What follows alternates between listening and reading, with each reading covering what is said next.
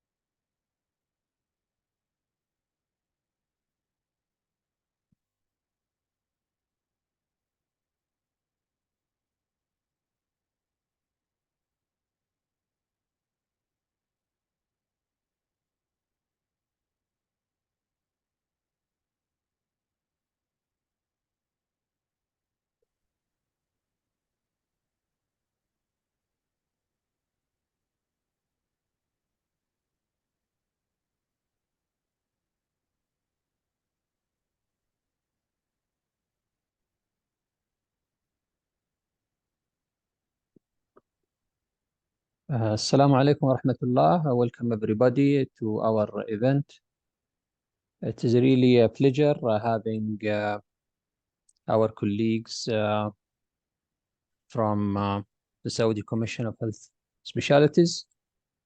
Dr. Noura, she is the member of the scientific committee, and Dr. Saud Rashidi, he is the president of the scientific board of surgery, and Dr.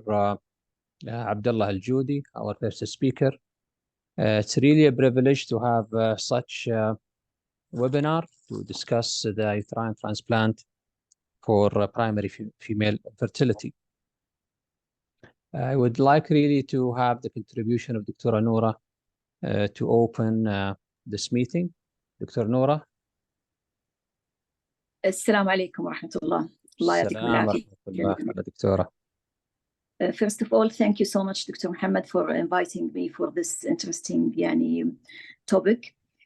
I have in the last few years just occasionally heard about uterine transplant, but when you invited me to be part of the moderators sessions for this talk, I started reading about it a little bit. And I found it one of the most challenging areas in medicine. To start with, a transplant is not something new. It has been there for the last 90 years or more. But it is always associated, transplantation, with saving life. So in uterine transplantation, it is not actually saving life, but you could say that you are generating life. So I think by the end, I'm sure Dr. Al-Judi, he's one of the pioneers in the field of ethics in Saudi Arabia, and he might answer many of the questions. So the more you read about it, the more questions you come with. So I hope that uterine transplant, actually the spark for uterine transplantation was because the first case which was done in Saudi Arabia, and then it made like a spark for the whole world to try it. Although it was unsuccessful, but it made it something to think about and to try to do it. So again, thank you for the chance. And I think once, especially regarding the ethics, I'm sure that the science of uterine transplant can be extrapolated from the major disciplines in other fields of medicine, whether it is heart transplant, liver transplant, kidneys, and so on. But the difficult part is actually the ethical and the regulatory part and endeavor. So thank you again, and we will come up with more with the questions once we hear from our panelists, inshallah.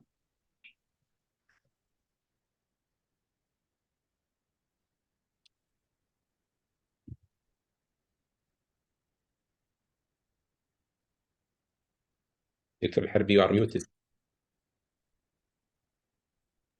Oh, sorry. Dr. Saud, welcome joining us on this panel.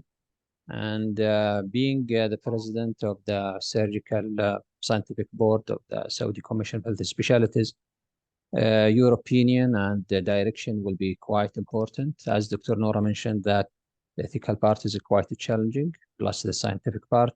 So we'd like really to have your introduction to open this meeting. Assalamu alaikum. Good afternoon or good morning for everyone. Good afternoon in Saudi for the people in Saudi Arabia, and good afternoon also in Spain, in UK, and welcome all. I'm honored to be with you today, and I'd like to thank the chairman of the conference for invitation. We are proud to work with Dr. Al-Harbi. Dr. Al-Harbi is expert in medical education in our country. Dr. Al-Harbi is working as associated professor in Imam University, and his expertise in colorectal surgical oncology as well general surgery. Also from the field of the obstetric and gynecology, we have Dr. Noura Al-Qahtani. Dr. Noura Al-Qahtani, she is the consultant of obstetric and gynecology. She is board member of obstetric and gynecology in Saudi Commission for Health Specialty. And we are honored to have all the great speakers for the day one from Spain, from UK, from Saudi Arabia. Thank you, Dr. Al-Harbi, for bringing this topic to this conference, because it is very sensitive area and we need to discuss such cases, especially for from ethical part, especially in our country. So thank you for this great conference and selecting this with brave while you select this topic. Thank you again and welcome all. Thank you very much. So I think we will move to our next speaker. The most important speaker, of course, is Dr. Abdullah Al-Judi. Dr. Abdullah is the consultant in preventive medicine and public health. He is the chairman of the Medical Ethics Committee in KFHU in Al-Khobar. He's a member of the Saudi National Health Ethics Committee and a fellow of Harvard Medical School Center for Bioethics. He served as a visiting scholar at the Hastings Center of Bioethics, New York, and individual consultant of the UNESCO section in bioethics. He published in peer-reviewed journals, including The Lancet, and currently involving in the writing at the Encyclopedia of Islamic Bioethics in Georgetown University project. He taught ethics to graduates and postgraduate students and is interested in discovering similarities and differences between Islamic and secular bioethics in theory and practice. Dr. Abdullah, welcome joining us in this meeting. So please proceed. Thank you very much for being with us today. Assalamu alaikum wa rahmatullah. I would like to share my slide if you allow me, please. 1 minute.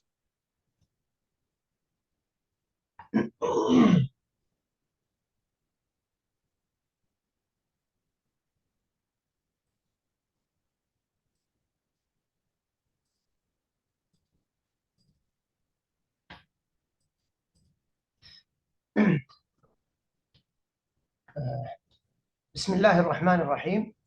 الحمد لله رب العالمين والصلاة والسلام على سيدنا محمد وعلى آله وصحبه أجمعين. Thank you, Dr. Muhammad, for the introduction. Well, I'm not the most important or the important speaker. I'm one of the speakers. I hope I will be able to share something useful in this important forum in very important topic. And we will see that there is a very recent development in Saudi Arabia, very important and recent development in Saudi Arabia. In the beginning, I will give an introduction, then I will go to talk about the organ transplantation arguments for and against in general, because, you know, uterine transplant is part of the organ transplant. Then we'll go to the uterine transplant arguments for and against, and I will conclude the lecture at the end with the most important points. First of all, we'd like to share this important introduction with our brothers and sisters all over the world about Saudi Arabia. why I'm talking about this, because this is very important to understand how we deal with ethical issues in Saudi Arabia, how do we tackle ethical issues in Saudi Arabia and approach ethical issues in medical field in Saudi Arabia. Because the basic law of governance, which is the Constitution of Saudi Arabia, stated in Article 1 that the Constitution of Saudi Arabia is Almighty God's book, the Holy Quran, and the Sunnah of the Prophet, which are the ultimate sources of reference for this law, that is the law of governance, and the other laws of the state, including all laws, including the Saudi law for healthcare practitioners, including the Saudi law for organ transplant, as we're going to see. It states also that the state shall protect human rights in accordance with Sharia. So in this line, we are tackling the topic from Islamic point of view. Why? Because for us, Islam is not only a religion, a personal experience, or something that is very personal. No, it's a system, it's a complete system for our life. And this was eloquently tackled by a non-Muslim bioethicist, Dorish Atigici, in his beautiful book, Islamic Bioethics, Problems and Perspective. He said, while in Western culture, the law regulates only some sector of behavior, the influence of Islam is far more extensive in the sphere of the private, social, political, and religious life of the believers. The result is a life system that interweaves religion and politics, the sacred and profane, the material world and the spiritual sphere, in ways that are difficult to understand according to Western conceptual and juridical categories. And that's why when we talk about organ transplantation, we need to consult the Islamic views to know if it's permissible or not permissible. This system of the Islamic views is consisted of sources and of rulings. So the main sources are the primary sources, or we call it the textual sources, and the secondary sources. The primary sources are mainly the Quran, the literal God's words, subhanahu wa ta'ala, the Sunnah, the Prophet Muhammad's sayings, acts, and tacit approvals, and finally the scholar consensus. There are many other secondary sources. One of the, among the important are the qiyas, or deductive reasoning, the istislah, the general public interest, the presumption of continuity of rulings, the preference based on consequences, on harm and balancing harm and benefit. Out of this system, we end up with ultimately with 5 rulings. So any act that we are doing as Muslim, regardless of our speciality, regardless of the fields that we are working in or doing, is part of the rulings, the ethical legal rulings. So it might be an obligatory to do it, or encouraged but not obligatory, or might be permissible, which is the vast majority of rulings. All the status quo is a permissibility, or it might be discouraged but not forbidden, or might be forbidden to do it. So this system relies on a very important concept, which is the higher objective of Islam. That is the 6 or the more, there are more, but this is the main 6. So to protect the faith or religion, to protect the life or the soul, to protect the progeny, lineage, to protect mind or intellect, to protect wealth or property, or to protect honor and dignity. For us in this discussion, we are talking here, as Dr.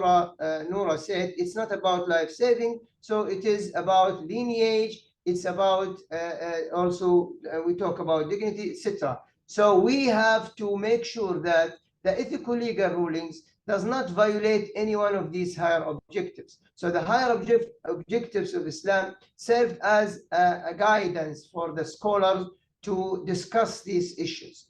And also we have the ethical legal maxims that the scholars rely on. In Islam, we don't have a supreme authority after the Prophet Muhammad sallallahu alaihi wasallam. So there are scholars, but we don't have a Pope, like the God, one who is supreme authority. Islam has that's why Islam has a considerable capacity of adaptation to situation as they vary. A peculiarity made historically possible, above all, by the absence of supreme authority supervising the orthodoxy, as Tigichi said, this flexibility was one of the elements which contributed to the expansion of Islam over the century to completely different peoples and geographical regions without destroying the local cultures, but only instilling the few fundamental principles of faith, worship, and Muslim law. This flexibility makes it very good for us as physicians or scholars to navigate these challenging issues, to make sure that these are consistent with Islamic faith and Islamic law. But if we don't have a supreme authority, does that mean anyone can interpret the sources? No, we have the authority of the Muslim scholar. So a Muslim scholar will decide the ethical legal category based on the Islamic sources and higher objectives, main maxim, but according to the contextual facts. Who will provide the contextual fact? Well, this is what we call the expert, or in Arabic, al-khabir. So the expert will provide the contextual fact, will sit with the Muslim scholar, they will discuss, and they will come up with the rulings, the ethical legal rulings. In our case, we are the physicians or the surgeons or gynecologists or whatever. We are the contextual facts provider to the Muslim scholar. So the Muslim scholars rely on specialists, physicians, nurses, scientists, etc., to provide the contextual fact and explanation. And this is done not haphazardly, but in a very structured way, especially in the modern time. We have, for example, what we call the councils or the academies. So in Saudi Arabia, we have the General Presidency of Scientific Research and Fatwa, and we have the Council of the Supreme Scholars, very important council that will discuss all matters and issue that is contemporary to find out the proper ethical legal rulings of that matters, including the medical matters. So we don't have, we have more and more a group discussion. We don't have anymore a single scholar who will provide fatwa, from his or her discussions in reading the books. We have always now a committee. We have a group discussion. The same thing, this is for Saudi Arabia, but we also have in Saudi Arabia, residing in Saudi Arabia, located in Saudi Arabia, we have two very important councils. The first one is the Islamic Fiqh Council, which is affiliated with the Muslim World League in Mecca. And this is represented by all scholars from all over the Muslim world. This is non-governmental organization. And we have the other very important council, which we call International Islamic Fiqh Academy, which also represent all Muslim countries. That we have scholars from all countries, but this is a governmental organization. Both organizations discuss cases, contemporary cases in medicine and science, and they provide answers or rulings or recommendations to scientists and physicians about it. And they started working since the early 70s, and they publish their rulings, or they call it fatwas. They publish it in books, and they actually publish the deliberation and discussion in their peer-reviewed journals. So the discussion here is not haphazard, it's structures. In each council meeting, they will send letters to physicians. For example, if they want to discuss issue related to psychology, they will send psychiatrists, ask them to discuss this case and write papers about it. Then they will receive the paper, send it, and they will send the paper to the scholars. The scholar will read the paper and will write their reflections or their deliberations in Islamic fiqh, and then they will meet in 5 days or more, and they will discuss it, and they will come up with rulings, or what we call resolutions. Sometimes they don't reach, they don't reach the needed understanding to come up with the resolution, so we'll defer it to another meetings, like what would happen in the brain death. When they meet in Saudi Arabia, they deferred it to the next meeting, and they meet in Jordan, and they come up with a resolution. So it's very meticulous and very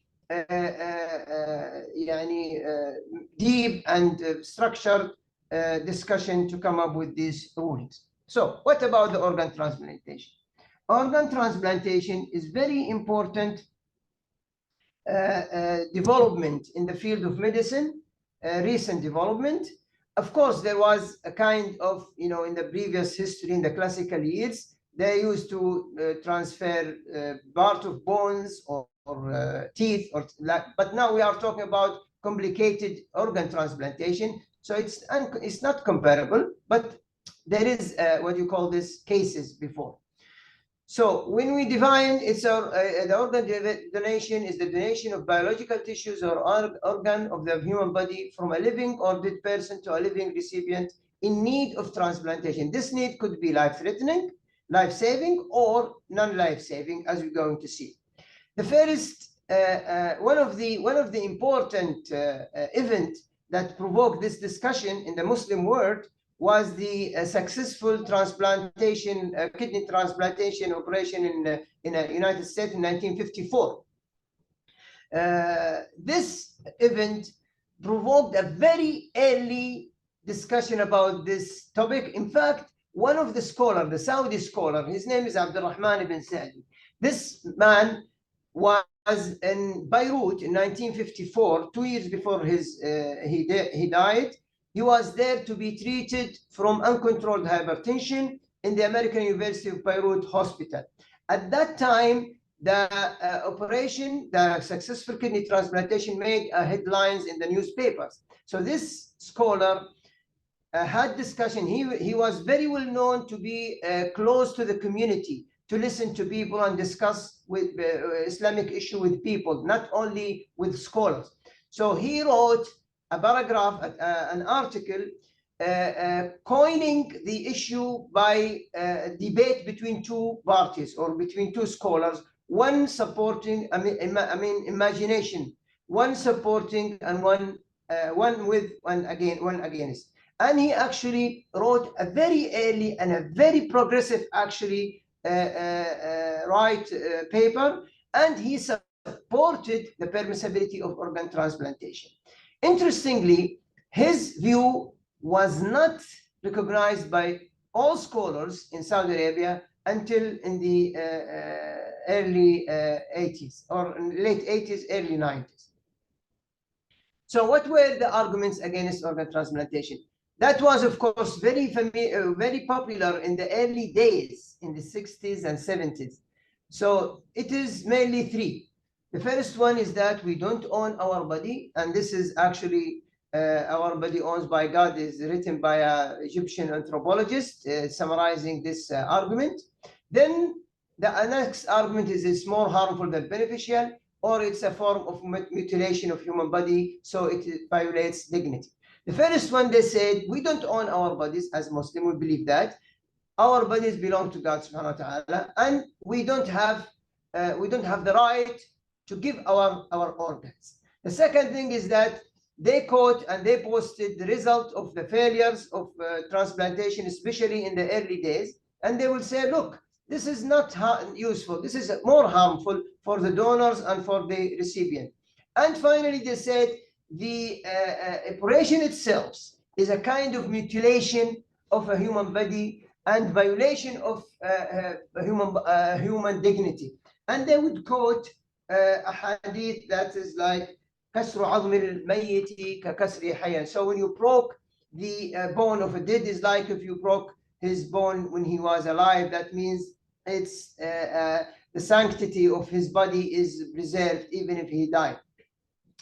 So there was a response for that. First of all, the first response, we said, yes, we don't own our bodies, but God, who owns our body, gave us a permission when need to do something that is, with our body. Like, for example, we know that seeking treatment and seeking remedy in Islam is encouraged.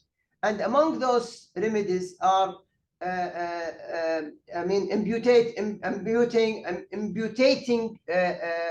the gangrenous organ, for example, which was carried out long time ago, and it was permitted by the Prophet ﷺ. So that means we don't have, or we don't own our body, but we have the permission to do it in our favors, in the favors for our benefit, for our health. The second thing they said, it's more harmful than beneficial. And we might agree that this is at the early stage of the operation. But now we know that with the vast development of the surgical technique, of the immunosuppressant treatment, and so the pre-op, the post-op care, we know that it's more, it's more like a routine surgery, so to say. So it's more useful than harmful. So the harmful is very minimal in today's transplantation operations. Then they said it's not form of mutilation, because the intention is not to mutilate or to humiliate the human being or the body. It's the aim is to benefit and to help the one who is under the operation. The other one is, they said it's form of altruism and charity. Now, the altruism and the charity is encouraged in Islam. I mean, even with the small things, let alone that you are saving lives, for example, in kidney transplantation, and you still, I mean, with the development of medical development, surgical development, you can still be benefit from your kidney, and you help your fellow Muslims and save lives by donating your kidney. And finally, they said it could save lives or vital functions, as we can say.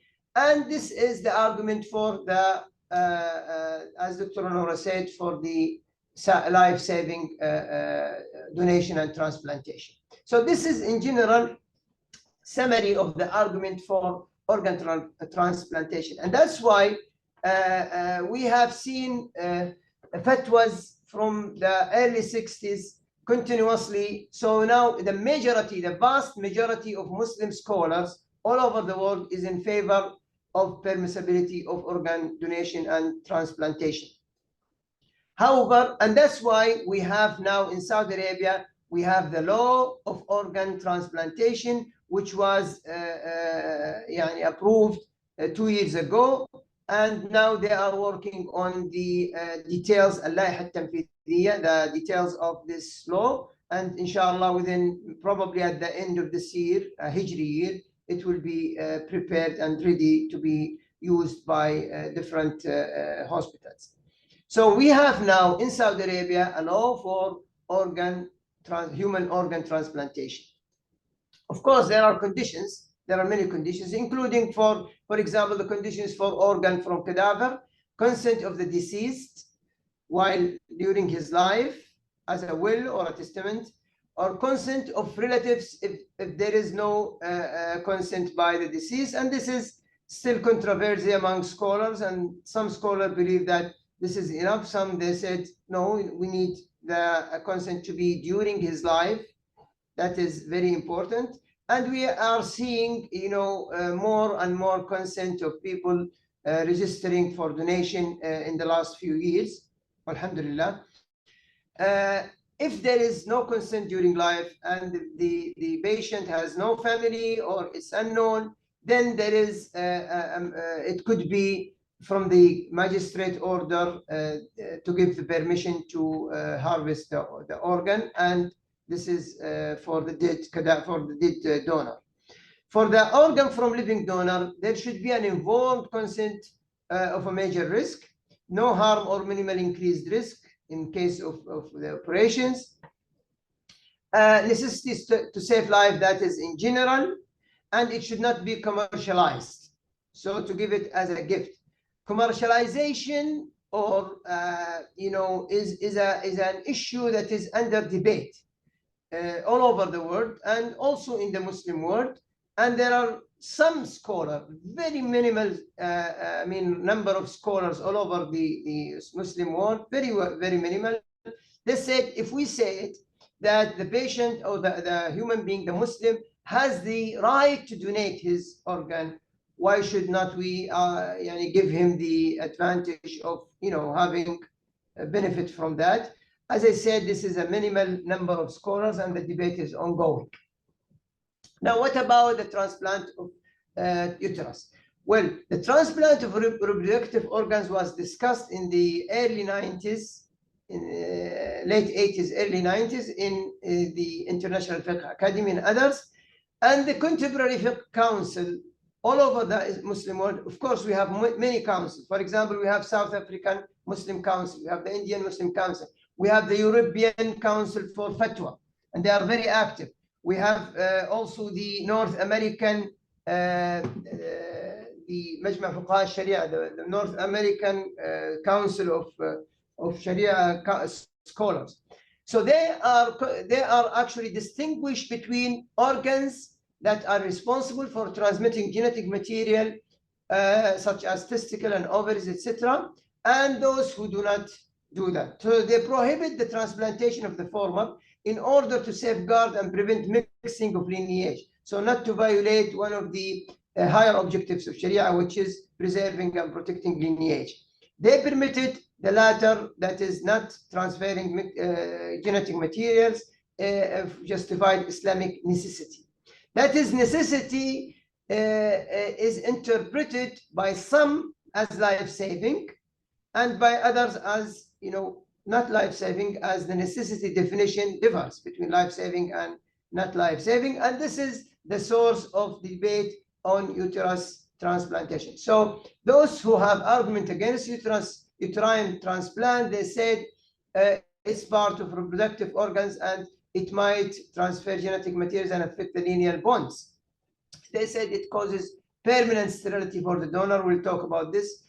That's why some scholars said it's preferably to be taken from a donor who had already had children, or from a cadaver or brain death cases.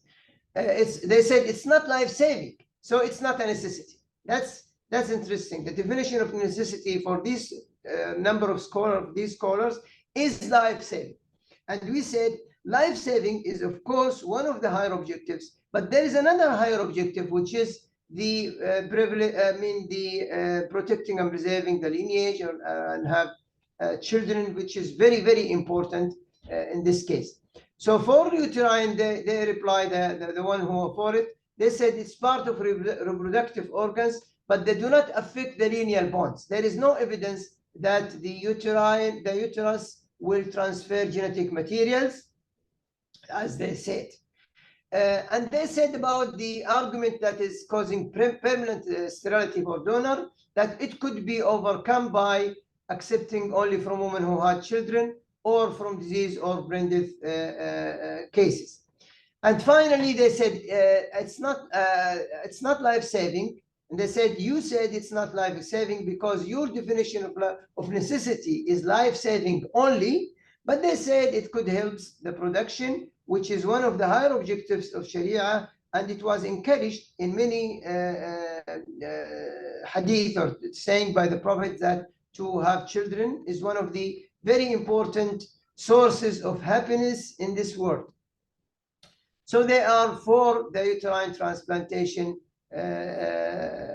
this type of scholars. And we have a majority nowadays, unlike the early 70s or 90s. Now we have majority. That's why in the 1989, the recommendation came from the Islamic Organization of Medical Sciences during their 6th forum. That was in 26 October 1989. And they said transplantation of some reproductive organs that do not transmit hereditary characteristics, with the exception of the most private external part, is permissible on the basis of lawful necessity, according to Islamic teachings and in accordance with the guidelines and standards prescribed in the Islamic teaching.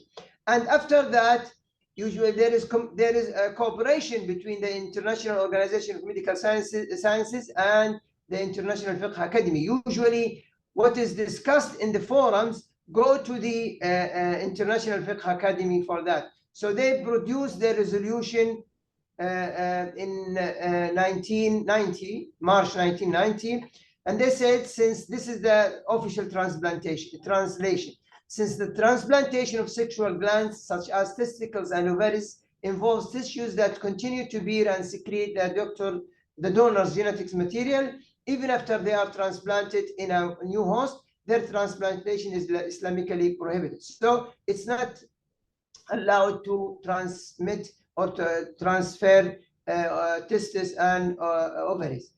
Transplant of other elements of the reproductive apparatus which do not transmit genetic material is permissible, except for the anterior and posterior, I mean the external genitalia, and they have their discussion about that. In case of justified Islamic necessity, pursuant to the criteria and guidelines explained in the resolution. This is the resolution about the organ transplantation in general.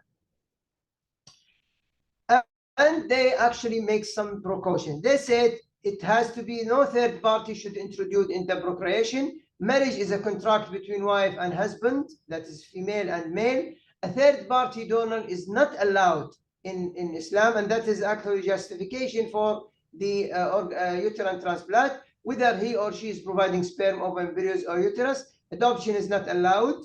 The child who results from forbidden method belongs to the mother who delivered him. So the mother who delivered the child is the mother of that child. We all know that after that, because this was in 1990, so after that in 2000 there was occurred the first transplantation of uterus in Saudi Arabia, in the world of course, but it was in Saudi Arabia. The transplantation made, you know, the front pages headlines, and it was initially praised by the newspaper. Then after that, there was discussion about the ethics of the operation, and there was some criticism in the national and international media. And because of that, there was some regulations, and the government actually established the National Committee of Bioethics and others regulations in the Ministry of Health.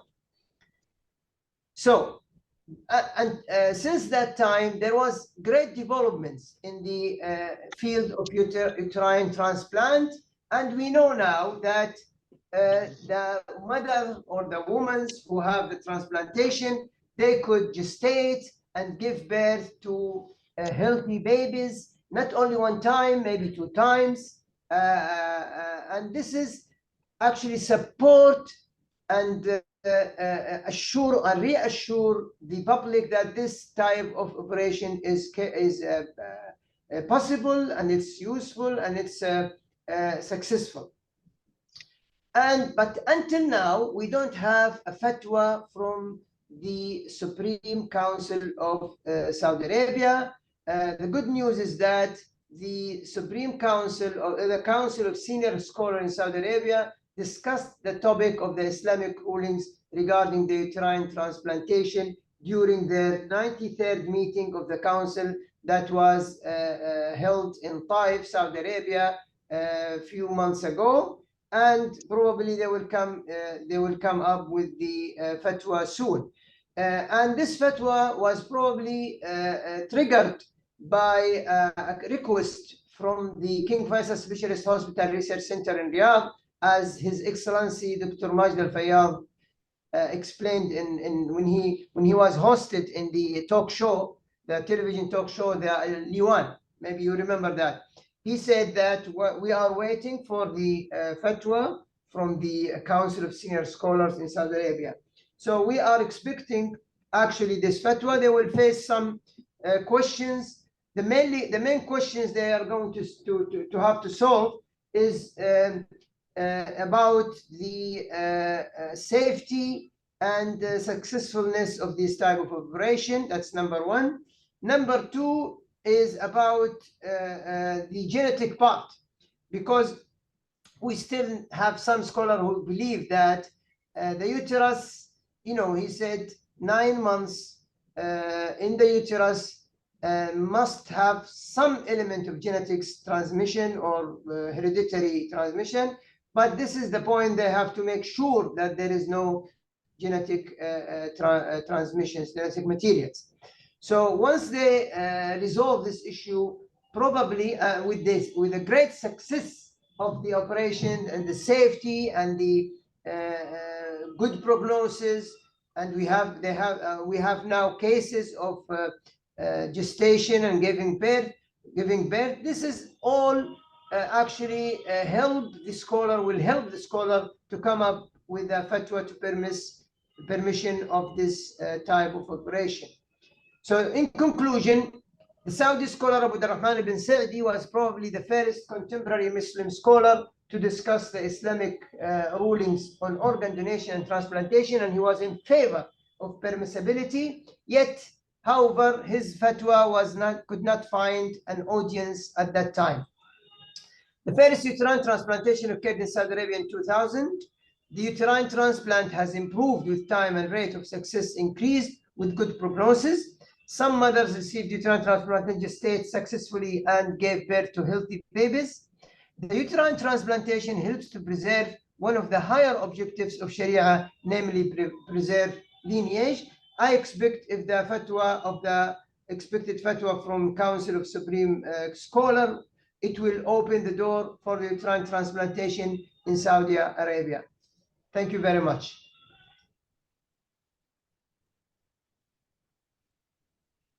Thank you very much, Dr. Abdullah. It's really nice having your contribution. I think Dr. Noura would like really to have her input. Dr. Noura, can you please provide your input, please? Thank you so much, Dr. Abdullah. Very nice laying the grounds for the way that we reach a decision regarding the fatwa and whether something is permitted or not. But just let me, we agree that it is not a life-saving procedure. It is, you mentioned in the end that it preserves lineage. But for me, when I look at it, it will lead to a mix-up of lineage. What I think about it as in the uterus, if breastfeeding leads to خلينا نقولها بالعربي الرضاعة تحرم ما يحرمه النسب. If the breastfeeding leads to the same thing, that it has to be documented, it has to be well known, so because that you don't want to mix the lineage. Having the baby for 9 months in a uterus, and this uterus, let's say from somebody who's not relative to the mother who received so the donor is a stranger to the receiver. Don't you think that it will somehow it has to do with the lineage or the preservation of the lineage, Dr. Abdullah? Thank you, Doctora. Thank you, Dr. Noura, for your question. As far as I know, the Saudi Society for Genetics has received a question from the Council of Supreme Scholars, of the higher scholars. They ask specifically, if we can say it in Arabic, they ask specifically عن الجزء الوراثي. هل ثبت أن المولود يحمل صفات الرحم إلى آخره؟ وكان جواب الجمعية السعودية للجينات لا يوجد حتى الآن ما يثبت علميا انتقال مادة وراثية من الرحم المزروع إلى الجنين. This is the answer of the Saudi Society of Genetics. They said there is no evidence, scientific evidence so far, that will approve that there is a genetic material transmitted from the uterus to the baby, to the fetus, right?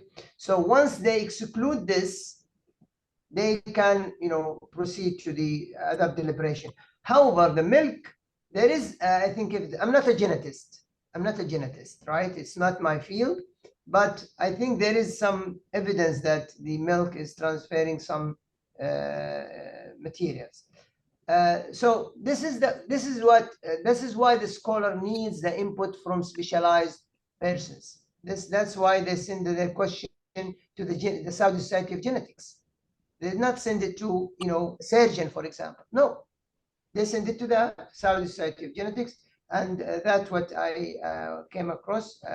That's a communication with one of the colleagues here. Right. So, breastfeeding affects the epigenetics, not the actual genetics. We know the genetics is through sperm and ovum. So we are not relating the uterine transplant to actual genetic, but if breastfeeding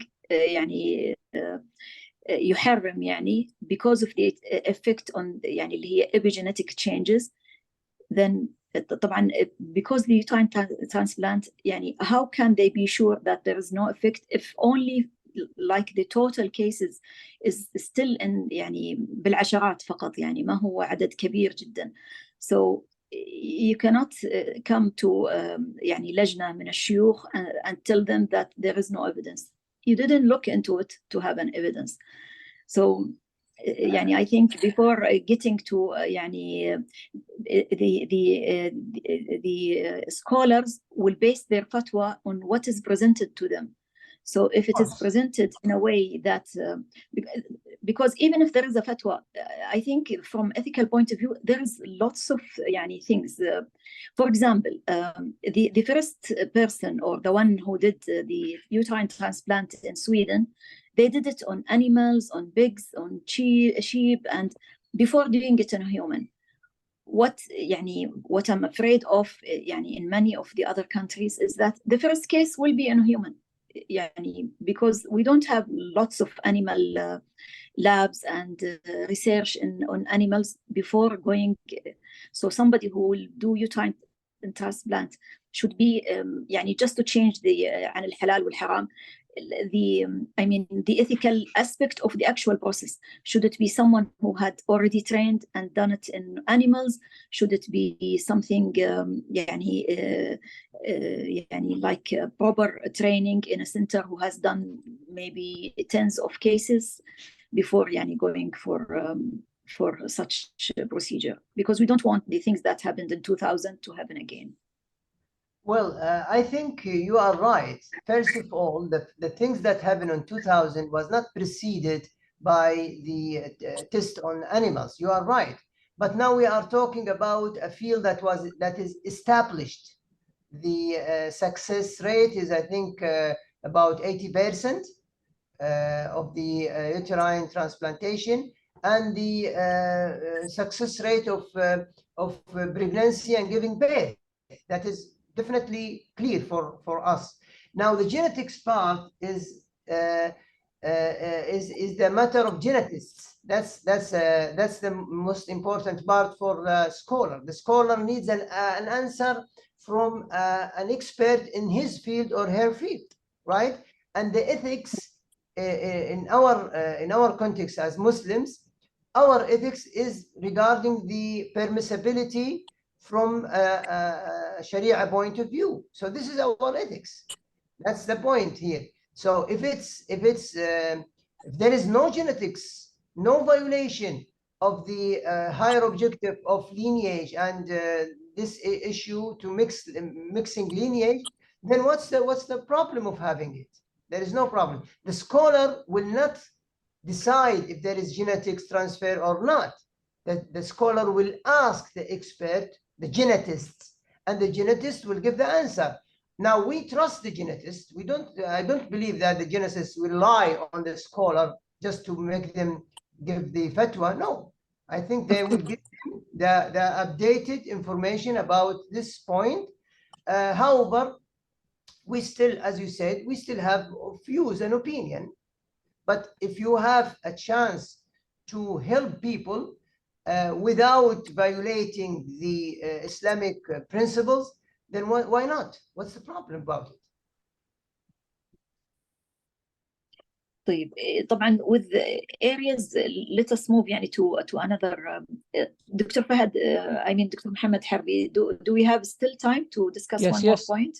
Yes, okay. Actually, Doctora, one of the reasons to make this meeting, it is recorded, and hopefully we will edit it and send it to all speakers. Hopefully we can publish it. So even the legal or the Sharia or Dar al-Fatwa, they can have a look on the opinions of everybody, either you, Doctora, or Dr. Abdullah, or even the external experts. So they have more view. So the discussion is open. You are welcome. Thank you so much. طيب, you said, Dr. Abdullah, that it's available, it is successful. It is successful in a research center. once you say this is permissible, it means for the patient to come and ask for it or to be offered, she has to know that this is still in a research aspect. Because for patients, when you tell them uterine transplant, they would think that it is like a kidney transplant. Kidney transplant now is in the stage of being an accepted line of treatment for patients with kidney failure. But for uterine transplant, it is still in the research. So once you are providing a service and it is still in research, then how would you approach it? Would you approach it as something that is free, and you might even pay the patient? Like when you do research, you actually pay the patient sometimes, or makes some arrangement to make it easy for them to participate in research? Or would you let them pay for it, which is unethical? If you ask a patient to do uterine transplant and then pay for it, then this is also a dilemma. And if you want to make it like on the government or a free service, then it brings you to a more ethical dilemma that uterine transplant is not a priority. There are so many other diseases that kill people, and if you allocate a large sum of money for that aspect, which is not life-saving, you are taking that resource from a more needful aspect of healthcare, because we have limited resources. So I'm just thinking loudly about the other aspect other than the genetics. Yeah, you are right. The kidney was once, kidney transplantation was once a research, and now it's a practice, right? Everything is like this in medicine. We are doing clinical trials and medications, especially in the cancer field, right? Today is part of the research, and after a few years it becomes approved drug, right? And we use it in our patient. It's the same thing. There will be definitely there will be, but for the decision about the permissibility of the operation itself, of transplantation. Now, the allocation of resources, this is another story. It goes for many issues, not only uterine transplantation. But for this moment, what makes it, the scholar is asking about the lineage issue, because it will prevent them from giving the permissibility. If it's not permissible, then they cannot do it, even if doing it as research, even because it's not permissible. It will produce babies that have mixed lineage. That's the problem. That's why I concentrated on that. Now, for that, should it be provided for free? I think that depends on the government, how they are going to promote this service. Is it going to be performed in any places? No, I don't think so. I don't think so. The place that they will provide the uterine transplantation should be a place that has the infrastructures and have the regulations and monitoring of all these regulations, and they will do it. But from the point of view, if it's possible, if it's available, now we have centers for organ transplantation other than the kidneys, and we are looking for more, right? So the question of mixing lineage is attended by, the genetics is attended by genetists, and that was probably the most important in case of Islamic point of view, right? Otherwise, when you talk about the point that uterine transplantation is not priority, well, it could be priority in some institute or some circumstances, especially, as you know, surrogacy is not allowed in Islam. It's prohibited. It's almost a consensus, right? So that's another important issue. We consider it. So it's a kind of another option for people who would love to have children. Yes, I agree totally with you. It's not at this moment. It needs more work to become as a practice, but I am optimistic, and I see that the fatwa will help a lot to advance this field. Thank you. Moving to I know that surrogacy is not allowed, but And it is, although it is with surrogacy, the ovum and the sperm are from the actual parents, so it's only carrying the the fetus. If we talk about live donor versus cadaveric, طبعا cadaveric خلاص the donor is dead, but with live donor, do you think that once a stranger has donated the uterus, does she have to do anything with the baby, or it will be like a surrogate mother who rented her uterus and then left away?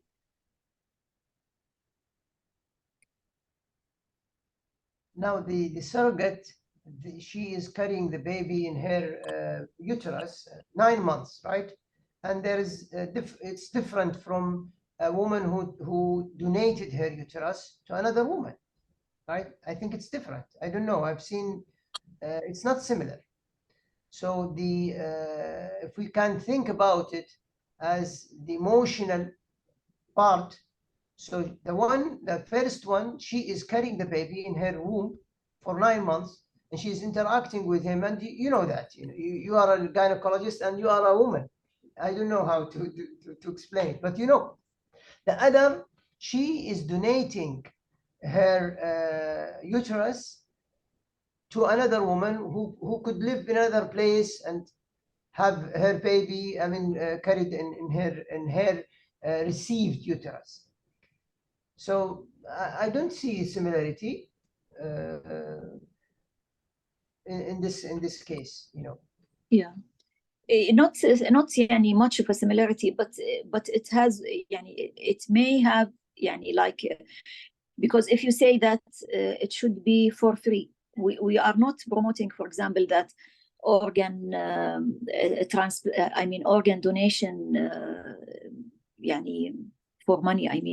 If somebody want to donate, it should be donation out of charity, out of being a good human being who is willing to help others. So but still having the baby in that uterus makes it a little bit more difficult than just the genetic aspect of the story. Maybe if we can listen to questions from our participant or audience. Any questions from the audience, please? You can send the question in the chat box.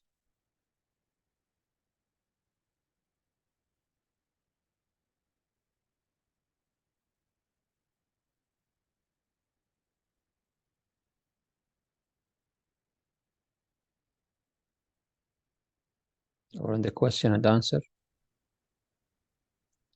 They cannot access the mic, the participants. No, I think because sometimes it's lead to distraction. So many occasions we choose the chat box. Do you allow me, Doctor, to transfer the host to me, Dr. Abdullah, so I may be able to do something for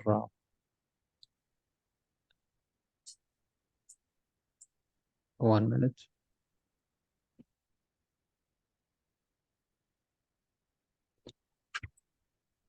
Okay.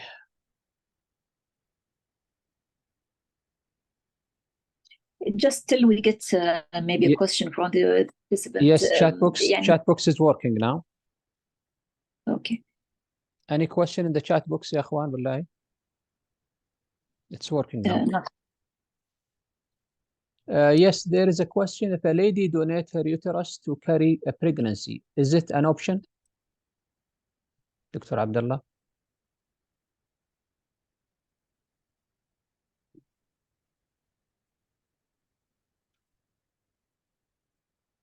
I think you are mute, Dr. Abdullah. If a lady donates her uterus to carry a pregnancy, is it an option? That's surrogacy. That is what we are talking about. You mean donate, that means she is carrying the baby of other woman in her uterus, or you mean she transplanted her uterus in another woman. That's the difference.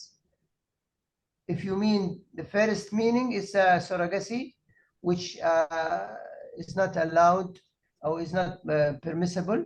If it's the uterus transplantation, that is what you heard. That is the Islamic Fiqh Academy permitted, while the Saudi fatwa, we are waiting for the Saudi fatwa, inshallah.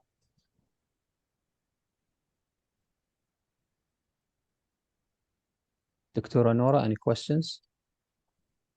Or the audience? Just a comment, يعني, till recently the International Federation of Gynecology and Obstetrician, يعني, they, after يعني, reviewing the whole topic of uterine transplant, they reached the conclusion that for the time being it is unjustifiable to go for uterine transplantation, because the need is not طبعا they have their other issues, because they consider, for example, adoption, which is now not allowed in I mean Islamic communities. They consider it a better option for families who are unable to have babies, rather than going for the risk of uterine transplantation, because it carries a risk for both donor and recipient. Now in Saudi Arabia, with the advocacy of the اللي هي جمعية وداد, يعني they are trying to get يعني more people to adopt, يعني to take يعني babies who are not with parents, and to breastfeed them, so they will be their children, يعني بطريقة قانونية أو فيها يعني حلال. Yes.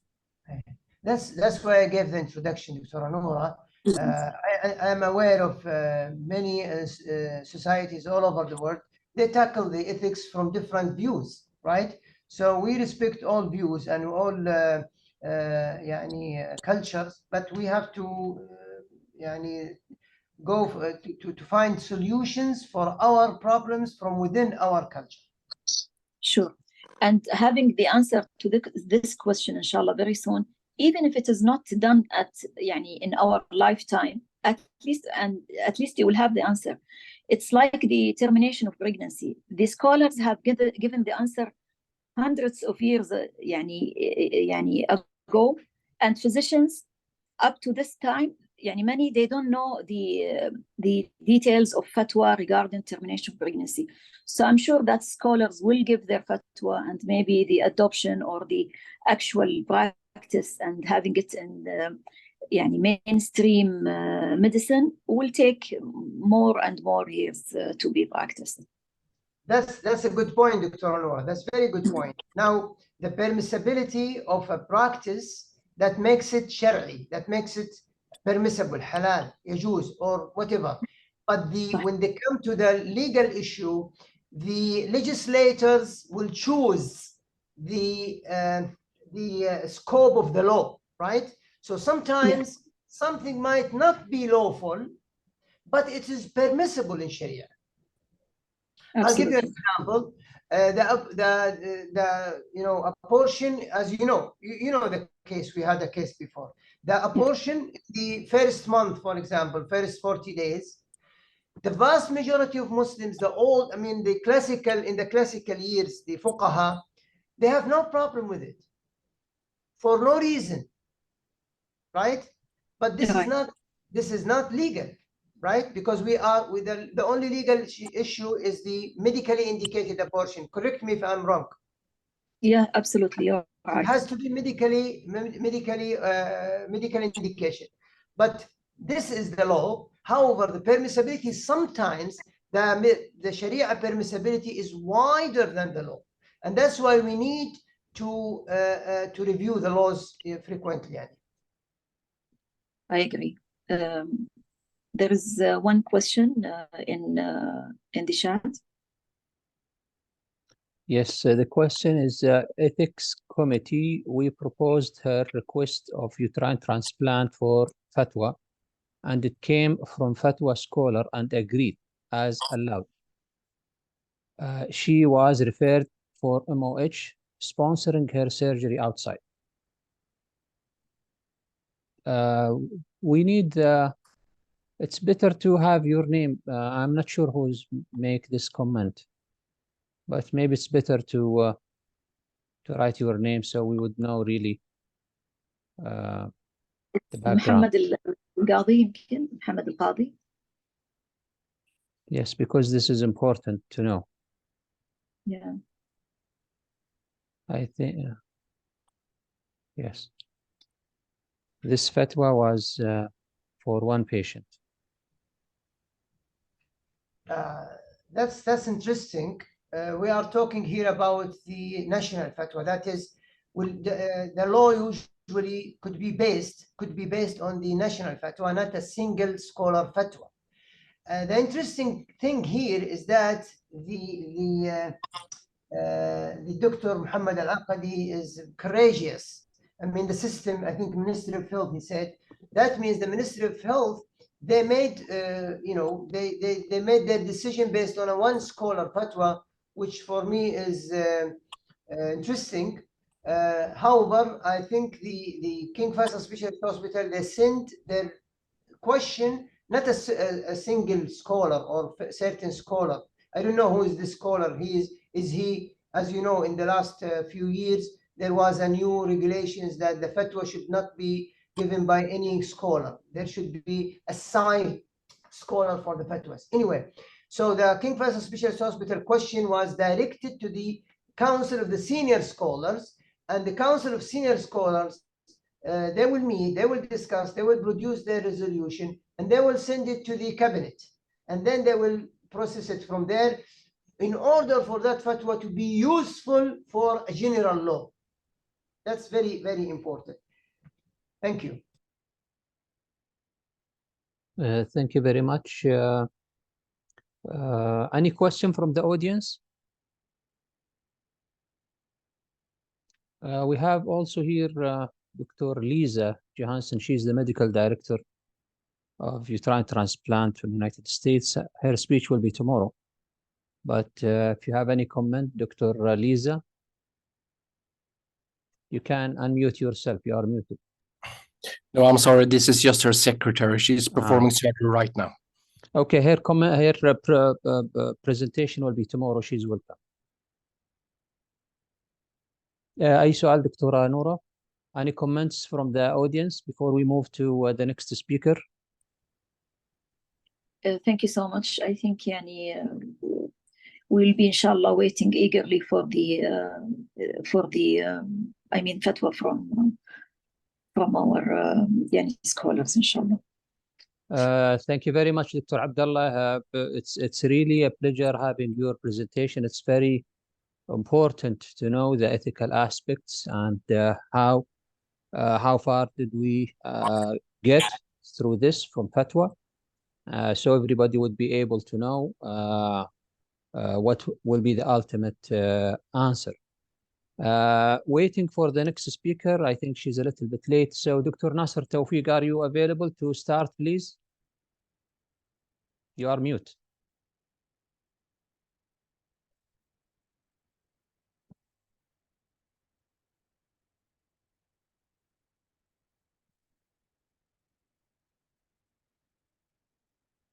Dr. Nasser?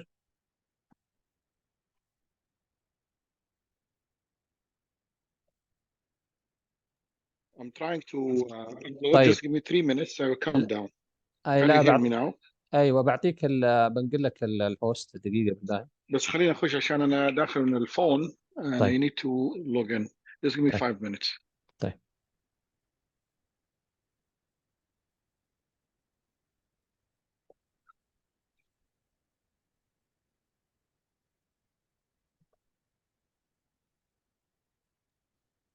Ajal, in this 5 minutes, Dr. Muhammad, maybe we pray because yes, okay. Okay. Let's have a 5 minutes break for the. I have good suggestions. طيب انت رتب نفسك دكتور ناصر، الناس بتصلي بس 5 دقائق. خلاص ان شاء الله. انا بنقول لك الهوست دكتور ناصر. ها طيب بس انت لا تدري لما كذا. طيب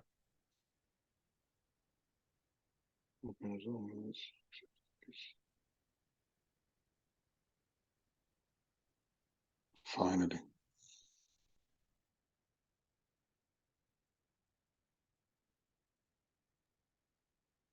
You will be the host in a minute. Enter meeting passcode. ترسل لي في الايميل صح؟ Okay, you are the host now, Dr. Nasser. You can share your screen. لكن don't switch off. يعني بعد ما تخلص لازم اخذ منك الهوست مرة ثانية. 47105.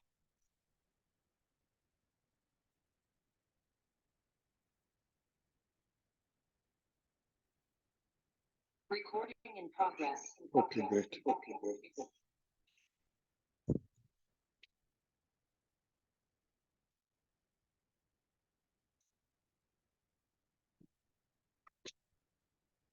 Gonna wait 5 minutes.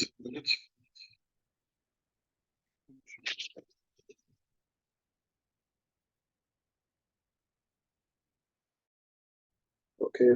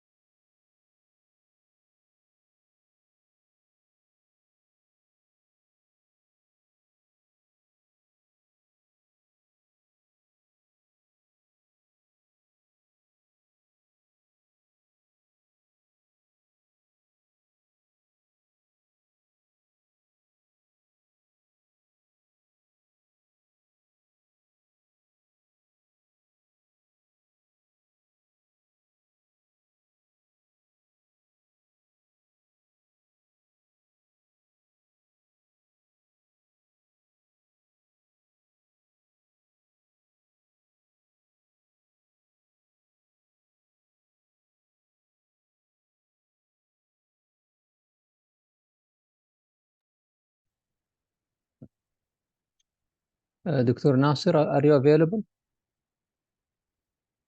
Dr. Amal Al-Grani, you are mute, Dr. Amal.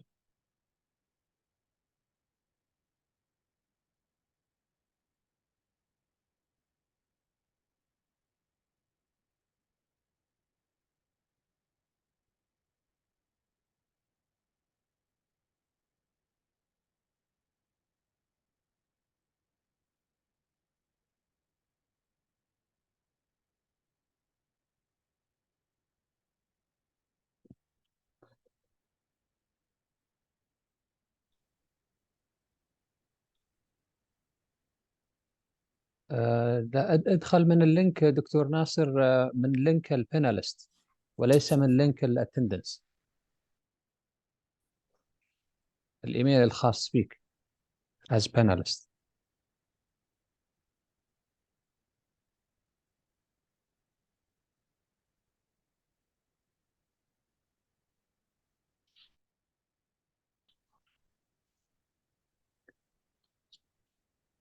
You are a panelist now. You can speak.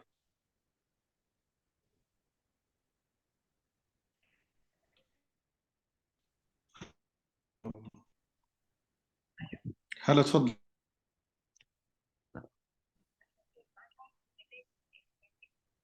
Hey, Dr. Nasser, you can start. meeting اللي بكلمك.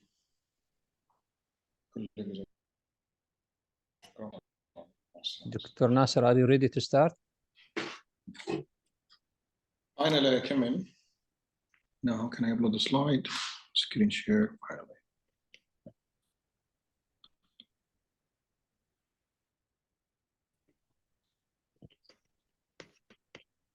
We welcome all of you, all of us, really, Dr. Nasser Tawfiq, who is the... Can you hear me? Yes, Dr. Nasser, تسمعني؟ Dr. Nasser? طيب, I cannot hear you.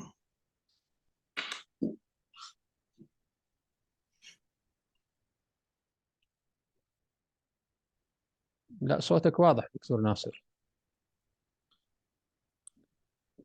ممتاز جدا. So can I start? Yes, we really... Or you want to wait?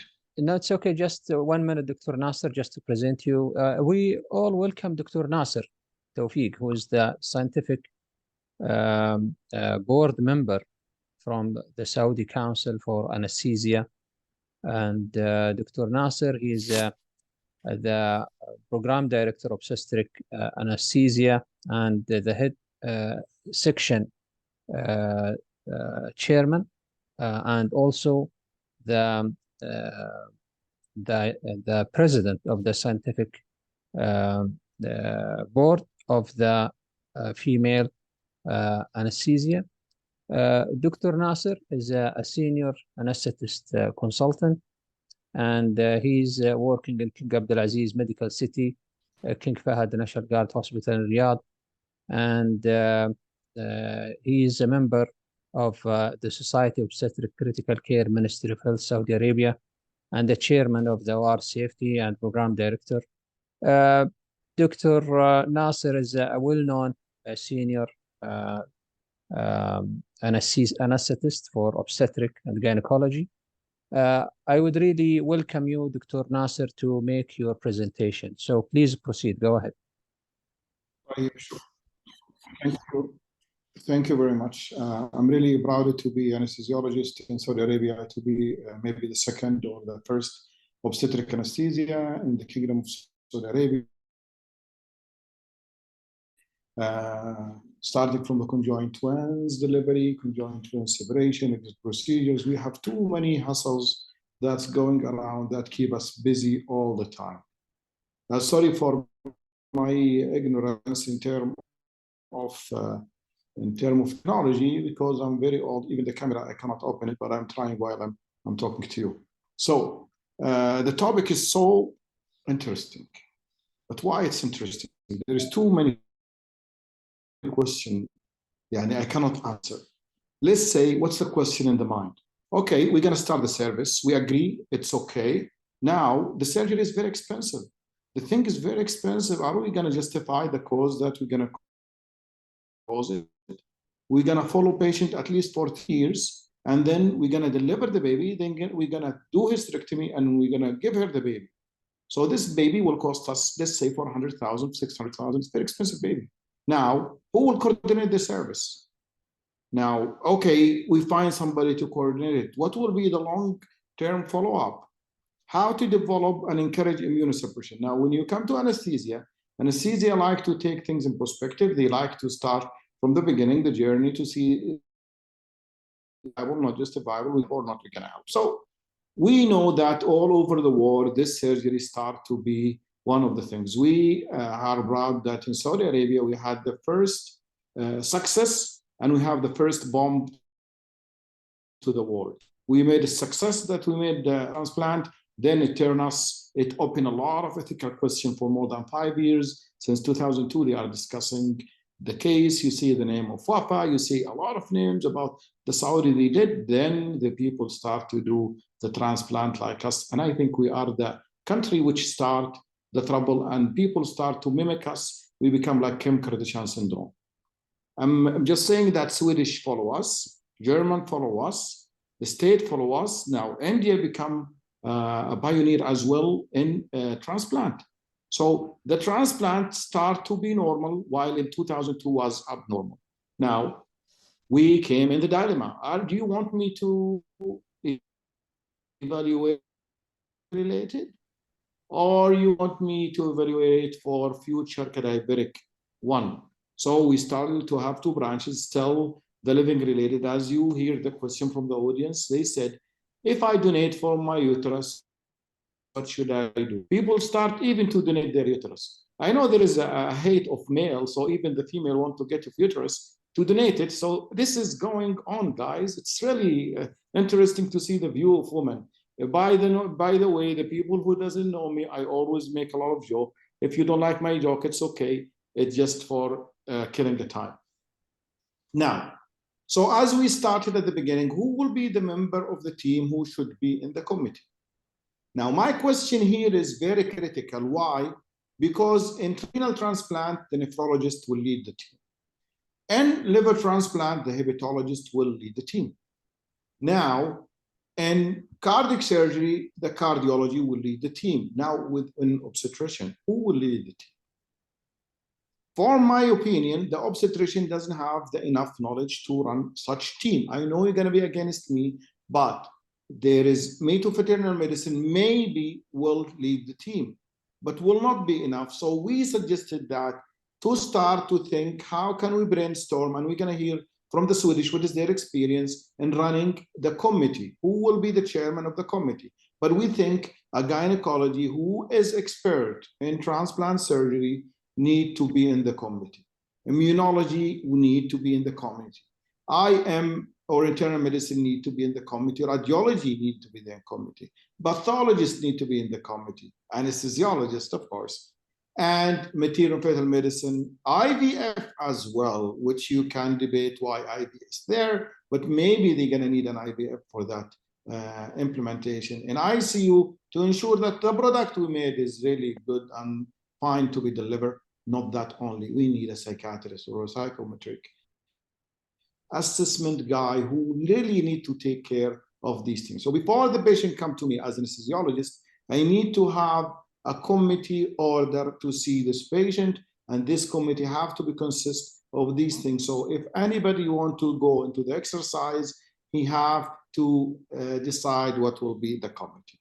Now, when they come to us as anesthesia, we always think, okay, fine, I'm going to approve this patient. But if I approve him, what will happen? Okay, will he survive the immunosuppressive medication that I'm going to give him? Or he is already immunocompromised, he's already rejected. Did he had any malignancy the last 2 years? These things can prevent us from have a social or a family support. Does he comply to medication when you give him? Does he have a central vascular disease? We found that some is aortoiliac disease can cause failure of the uterine. So we would like to exclude them from the beginning. Is there any inflammatory bowel disease? I'm not sure why we exclude these people, but I found the literature contradict the use of uterine transplant. Who will survive major surgery? Not everybody built well, and we will discuss about that one. So preoperative evaluation must have a goal of a preoperative evaluation, that the evaluation is usually a matter of gathering information about the patient and formulating a plan and seeing if the anesthesia plan will come overall the objective of him will prevent mortality or morbidity. And ideally, if these preoperative evaluation are good, usually we will satisfy the patient. We will discuss the patient, how the journey will go and how things will continue. And that's really important because he may understand that this is a major surgery and it's like coming out for a breast implant. No, it's major. If you receive the uterus, you're going to have immunosuppression. You're going to stay in the ICU and so on. We want to make sure the psychometry done. We want to make sure the patient is not a smoker, not alcoholic, doesn't take any drugs. We would like to review the system. We would like to see if he have any previous anesthesia. We would like to see if the patient have any muscular disorder, if have any problem with nausea and vomiting and so on. Okay, how often does the preoperative evaluation is done and respected? We found 20% of the time we don't respect our evaluation. And these 20% of the time is due to a history of a gastroreflex disease, a history of a difficult intubation, and a diabetic patient who's not compliant, who make your blood sugar high before the surgery. So even if you approve him, you will disapprove him. Asthmatic patient, as well, a patient who refused the surgery or who have a difficult therapy. Now, I have a question for all the audience, which they don't understand. What is this American Society of Anesthesia classification? Why we respect? I will tell you the story. The story is funny because it's never created by physician. It's created by whom do you know? It's created by the lawyers. Told anesthesiologist, if you have a patient who is, wait, why it goes there? If he have no, why you have a lot of suit? So the anesthesiologist answer, we don't know, we have a lot. Said, why you don't make a classes? If the patient have certain disease, just classify him as high risk. So they came with this classification. One, if you have no medical illness, it means that less than 10% you're gonna have a complication. Two, if you have any medical illness, and that means that you're gonna have 20% or more. Three, if you have a medical illness not in control, you're gonna have 30%. So if you notice the number, one is 10% and less, two is 20% and more, three is 30% and more, four is 40% and more. So by this way, the lawyers start to take the lawsuit against the anesthesiologist and tell them that the patient has informed that his class is 20 or 30 or 40, so they win the lawsuit. That's why all the surgeons love this score, because it made them classify people into two categories, low risk or high. We start to still use the ASA classification in our assessment to give us a guidance that this patient fit or not fit. If he's ASA 1, we should do any surgery in him and he should not die, unless if we miss something crucial and so on. So we would like to do tests in everybody. As you know, you found a checklist of tests, which sometimes have a clue or have no clue, but because we're gonna do transplant, we need to do everything that you think about, CBC, electrolyte, and so on. But to be systemic, we would like to do things in prospective. So preoperatively, we would like to know what if he's anemic or not anemic. So we will do CBC. We would like as well to make sure that his pelvic ultrasound or pelvic imaging is okay, and it will not lead to doing a surgery in somebody who have aneurysm and so on. And we these still do the usual CBC, the usual ABO, the usual electrolyte, ensure if he have any chest X-ray, ensure does he have any cancer or so on, make sure his coagulation is okay. Almost we're going to screen him from head to toe with all the lab work. And some centers even do CD4, CD8 to check his immunity as well. So the lab work is usually a standard between all surgeries. You're going to find that you're going to do CBC, electrolyte, renal function, liver function, coagulation profile, CD4, CD8. It depends on what the committee want and what they would like to have the patient to be able to classify the patient and to see who have a better blood work, and then they give him the chance to have the transplant and so on. Great. Now we found a strange thing, that we give more careful evaluation for people and renal function. What we found that renal function, we believe that person who had a renal problem, he may develop preeclampsia.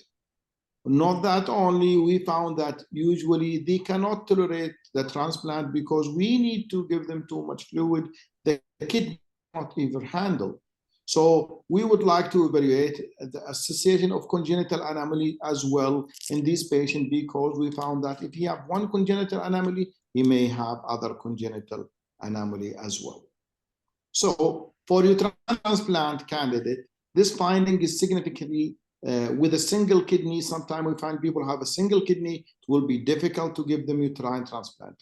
And why that came? Because a Swedish study showed that preeclampsia factor, but they show that one patient who have one kidney didn't develop preeclampsia. Again, this story make us really evaluate what we have, but it's better to be in the safe side, have some, we don't blame ourselves. Not that only, we know that our immunosuppressive medication are usually killing the kidney. So when the kidney affected with immunosuppression and you have one kidney, you may patient renal failure, then you deal with him, which is not ethically permissible or allowed. So that's why we would like to ensure he have a normal kidney. We would like to ensure that he have two kidneys. We would like to ensure that we don't compromise his kidney as well. We come to the heart, which always we talk about it, and this heart make us really and try to understand it with all his function. So we evaluate him by simply doing EKG. Will tell if the patient is affected or not affected. We found that most of the people need to have a stress echo as well, because of the Mark syndrome, that people may have some congenital or cardiac anomaly. We will ensure that they don't have any affection. Vertebral anomaly, anorectal malformation, cardiovascular anomaly. These patients who have absent uterus or so on, or congenital disease, may have any other congenital. Now, are you gonna say, Tawfiq, you're talking too much? So the people who love inclusion and exclusion, we made it simple for them. You're gonna include any patient who met the criteria. Are you gonna have any patient between age of 18 and 45? You're gonna have patient who under these criteria and who went into psychometric assessment and pass. Who you're gonna have who's willing, able to undergo general anesthesia or IVF and so on. You're gonna have the patient who is willing to receive immunosuppressive. Some patient, after they have the transplant, they say, no, we don't want immunosuppressive. It prevents, he have to understand that he's willing to have certain vaccination, because sometimes the immunosuppressed person, they will not allow them to take some vaccination, and they need them to take some vaccination. He should have a social support from his family. He should be a non-smoker. He should be approved by the committee. He should be willing and able to follow infection prophylaxis protocol, wearing the mask and so on. So this is for the people who love. We should exclude any age above 45. Makes sense, right? I know 45 age is not allowed. History of hypertension. diabetes, history of systemic illness, any medical diagnosis is placing the subject to a high risk that not in consideration. Smoker, more than 3 months, will not be enrolled unless if he quit. History of malignancies the last 2 years. History of HIV, which is common sense. History of mycobacterial infection as well. So exclusion 1, exclusion 2 will be predisposed to active systemic illness. Active, who's still alcoholic, or he is in chemo medication, or he have anatomical abnormalities, or he is obese more than 30, or he is relatively absolutely contraindication if he is have some contraindication for immunosuppression. Treated hepatitis. Okay, so now we understand how can we accept the patient into the journey and seen in the clinic, approved into the clinic. Now he gonna go into the end. Any difference between normal surgery and uterine transplant? It's a major surgery. Any transplant surgery, it's really major surgery. The OR have to be prepared, an abdomen have to be open, general 3 hour. Okay, we cannot do spinal for this patient because it's a long surgery where his abdomen will be really exposed. Despite that, we hear some centers start to do it with laparoscopic, but I think the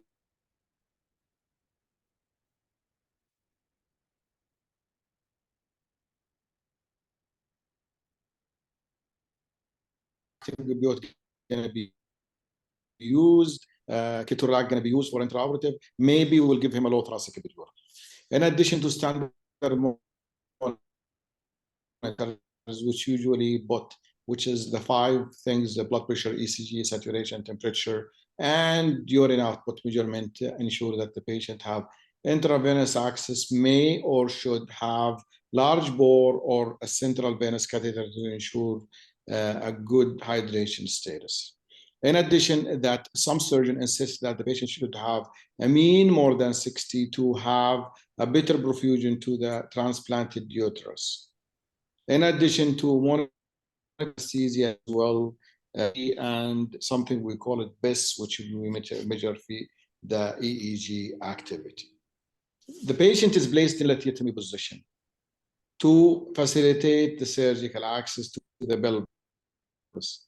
The right upper extremity is tucked at the patient's side, and the left upper extremity is abducted into 90 degrees. Retractors have been carefully inserted. Surgical duration is usually variable to another center. The surgical duration, as you see, from 0 to 360.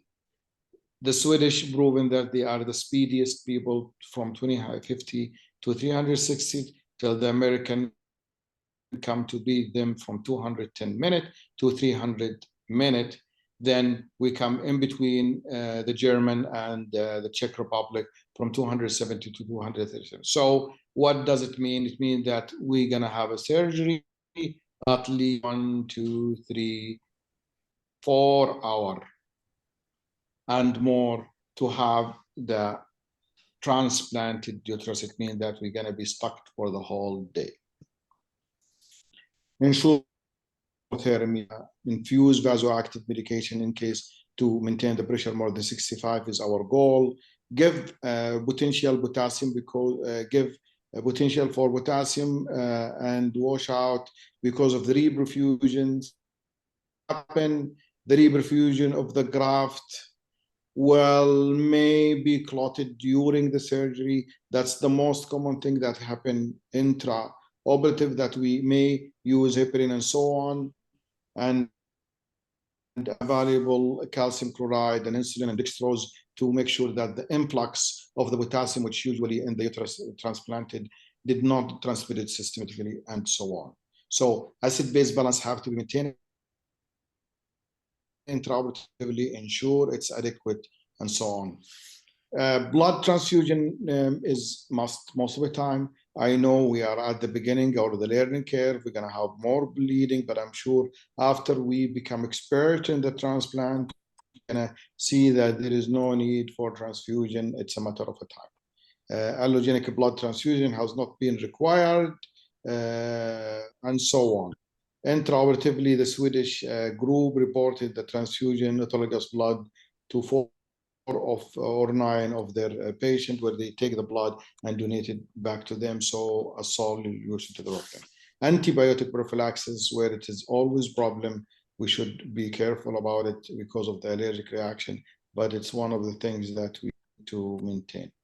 Methylprednisolone and so on, medication that may be started intraoperatively. Post-operatively, this surgery is very hectic because it causes a lot of nausea and vomiting. Any ENT surgery, any breast surgery, we have demonstrated that the nausea and vomiting more with somebody who have transplanted. We are really worried about throwing up because the uterus may come out from the attachment. So that's why surgeon worry doesn't want the patient with the nausea and vomiting. Now, complication due to the positioning is usually taken care by anesthesiologist and the surgeon, so make sure that the patient for our position as well. While complication as a result of anesthesia have not been reported, uterine transplant is a new surgery. I'm sure you're going to have a lot of people, but we have a lot of report about problem with venous or arterial thrombosis during the surgery, which is a technical more than anything. Intraoperative risk, like air ambulance and so on, can happen, so we're going to watch for it. A complication that is unique to the graft recipient is the thrombosis. Some institute may routinely measure the blood flow with intraoperative probe during the surgery.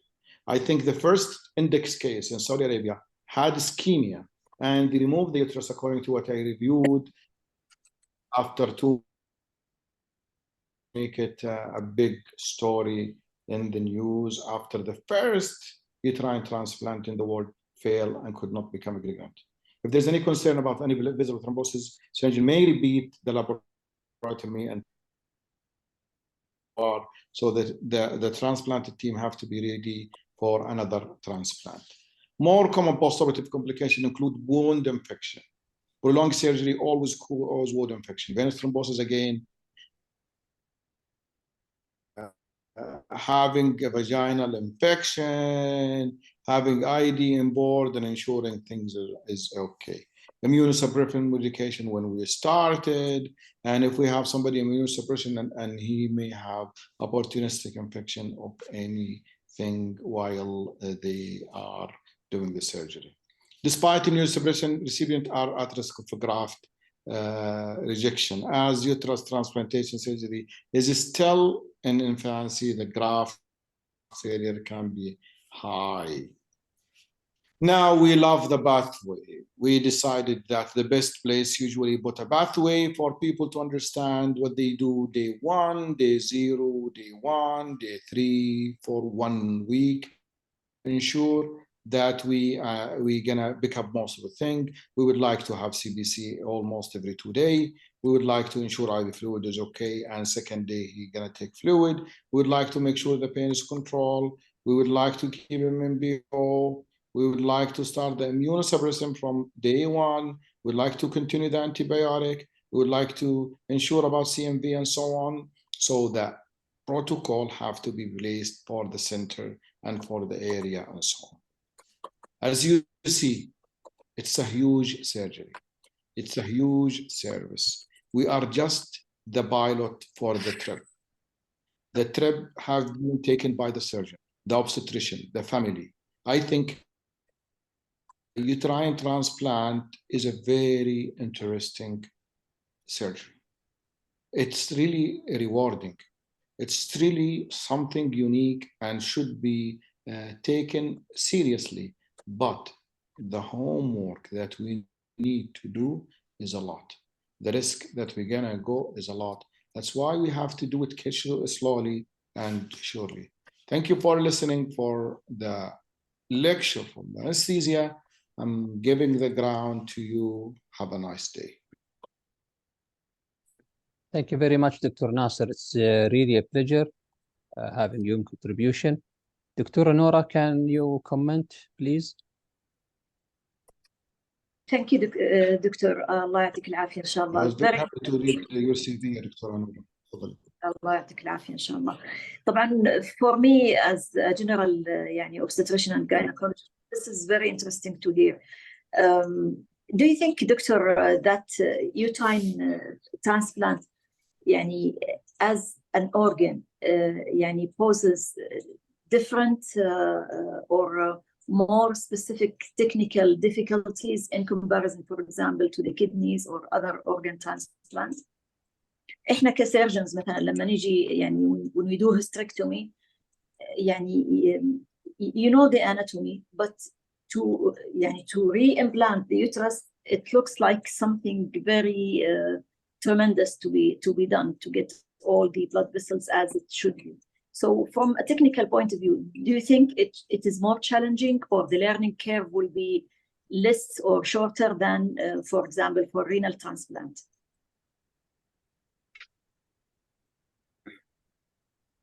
Again, it's a learning curve, as you said. And you know, learning disability between humans is different. I think you need to master these cases, you need at least the same team, 4 to 5, then you become competent. What does competent mean? Competent is a very strange word, but competent means that you are comfortable to do a clinical or a skill. Comfortable, it means that psychologically you feel comfortable. So my number for when we talk about renal transplant, we say usually you need 5 transplant, then you will become competent. Liver, you need at least 20. See, the number of competent is different. So it depends on how the successful program. So maybe the Swedish people with this experience, they can tell us, our anesthesiologists start to be comfortable when we start to do our 4th or 5th case. So these people are the one who tell us, because you are a surgeon, your skill to connect something, but our skill to help you to continue connect something. You get my point? Yes. So competency is something variable, which means that we need to take it when we start the program. Even in Saudi Arabia, the competency may take 1 year. But in Europe, it may take 6 months. Remember, the setup of the place and the people play a major. Hola, ¿qué tal? ¿Cómo estás? يعني Dr. Harbi knows if you start something in National Guard, you become competent quickly. But if you start something in Ministry of Health, you take a long time. But why? While it's the same. I think somebody is trying to give with the Spanish language. No, it's okay. It's Dr. Carmona is our next speaker after Dr. Amal. But go ahead, proceed, Dr. Nasser. I answer Amal, I hope, or Nora, if she have more questions. Dr. Nora, any comment? يعني from anesthesia point of view, I think patients who are going for uterine transplant will be relatively, because of the age group and the interest in getting pregnant, maybe there will be I'm sure they will be like younger, healthier in respect to the anesthetic point of view. So maybe this is a bonus compared to somebody who is going for heart transplant or renal transplant. So to start with, it could be a better outcome for patients going for uterine transplant.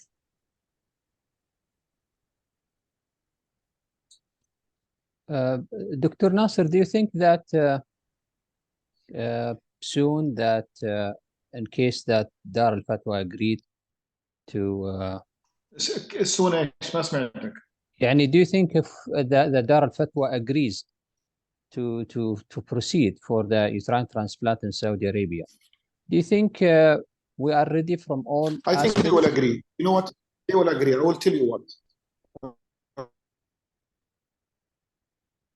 The sperm bank and the ovum bank, for a long time it was rejected, and recently 2 or 3 years, if you talk to Fatma Shingit and so on, when they explain to them clearly how it's done, they agree. But they were refusing even to bank the sperm or bank the ovum. It means that how you present it to them, it will be agreed. For me, ethically, it's okay. But financially, I don't think it's okay. But we are a rich country, we can do anything.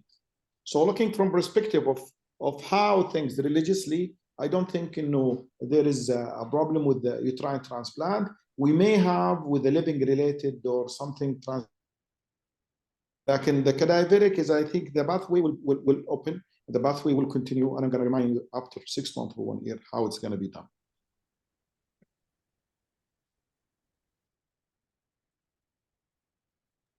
Any question from the audience in the chat box before we move to the next speaker?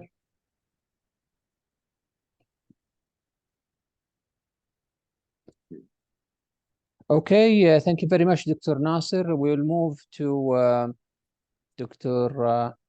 Amal. Is she available? Yes, I'm here. Dr. Amal, how are you? Nice to meet you.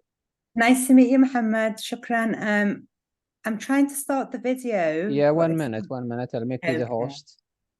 Fantastic. Thank you. You know, this presentation makes us feel very old because we didn't touch with the technology for a long time. So thank you for allowing us to touch the technology again. Thank you very much, Dr. Nasser. Now we are moving to Dr. Amal. She is a professor of law in School of Law and Social Justice in the University of Liverpool, United Kingdom.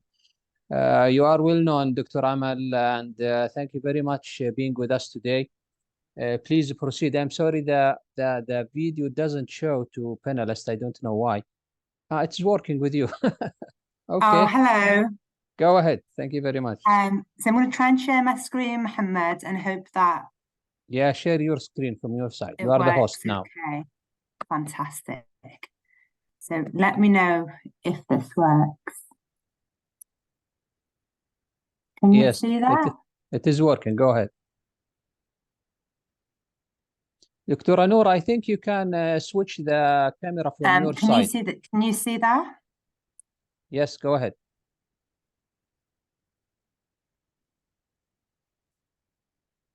Okay, hopefully you can all see that. I'm just going to see if I can make these slides bigger. I don't know how to move the handlebar. It's the from the bottom bar. From the bottom bar. Go ahead. Sorry, Mohammed, I'm having a few technology problems here. I've muted myself. I'm trying to move this handlebar. Okay, I'll try and carry on without anyway. So, as Mohammed said, I am a Go to the lawyer. right lower corner, you're going to find it. Sorry, what was that, Nasser? I want to move right this corner. Yeah. Right. Okay, that's perfect. Or you can press F5. It's one of these buttons, it will be on. Right, there we go. Thank you so much. I'm not very good at the technology, as you can see. So thanks. I think this follows on nicely from Nasser's talk about some of the complications involved. As Mohammed said, I am not a medical doctor, but I'm a professor of law. I'm a lawyer that specialises in the regulation of medicine and fertility treatment and new technologies. And what I wanted to do today was to briefly discuss some of the legal issues that arise from organ transplantation. And I wanted to talk about some of the issues that arise because this is both a uterus and an organ transplant, as well as fertility treatment. And in most countries around the world, certainly in England, these two procedures are regulated completely differently. And then I wanted to look at some of the legal issues that arise for each of the stakeholders. So for the donors, the recipients, and the children who are born via uterus transplant. And then lastly, if there's time, talk about where their states should be publicly funding this procedure. So I've put a quote from a judge at the top there, which says families are formed in different ways these days, and the law must attempt to keep up and to respond to developments. It's really hard for governments to regulate science because science is a fast-moving target that seeks out, and the law tends to respond. But it's really important for law and regulators to try and maintain the pace so that these scientific advancements are properly regulated in a way that protects all the relevant stakeholders. So the importance of a uterus transplant is that it offers a ray of hope for women who can't gestate. The ability to gestate holds immense importance for women, and it fulfills a deep emotional and social need. And certainly in countries like England, it's the defining feature of who is the legal mother of a child. We know that 1 in 500 women globally suffer from uterus factor infertility. And in the UK alone, it's estimated that there's 15,000 women a year who cannot gestate. So this advance holds tremendous potential for these women. Often with these women, that they do have functioning ovaries, so they do have the capacity for genetic motherhood. So it's important that we explore how this advance could become clinical treatment to help these women. I've put a picture there on the right in the corner of Marlon Anderson and her baby Vincent, who was the first birth from a uterus transplant in Sweden in 2014. Since then, there have been more than 90 cases worldwide, which have resulted in 49 live births. So now we know it's scientifically feasible, and at some point it is poised to transition into clinical treatment. We need to start thinking about what ethical and legal issues that this technology also raises. I can just close this box. So you may have heard that this summer in England, the first English research trial into uterus transplant took place. It was using a living donor, and it was led by Dr. Richard Hammersmith's team. There it involved 2 sisters. So the donor was a 40-year-old woman who'd previously given birth to 2 healthy babies through normal vaginal deliveries. And she generously donated her uterus to her 34-year-old sister, who was the recipient, who'd been diagnosed with Brzezinski's syndrome. After 3 menstrual cycles, the transplanted uterus has proven to be fully functional, with no signs of rejection. So it's hoped at some point that an IVF embryo will be implanted into the recipient. The comprehensive care and preparation for both the donor and recipient involved a really extensive team of medical experts, including gynecologists, transplant surgeons, obstetricians, reproductive and transplant psychologists, anaesthetists and pharmacists. And they used the programs that had been used in Sweden and Dallas, which have established frameworks for psychological evaluations and counselling. And I've put a reference on that slide because they've published details of the case study in case anyone wishes to read more on the English trial. So I'll just briefly mention this because I'm not sure how much it applies in Saudi. But in many countries, such as England, organ transplants are regulated completely differently to fertility treatment. And at the moment, all the uterus transplants that have taken place in the world have involved an IVF embryo being implanted into the uterus transplant.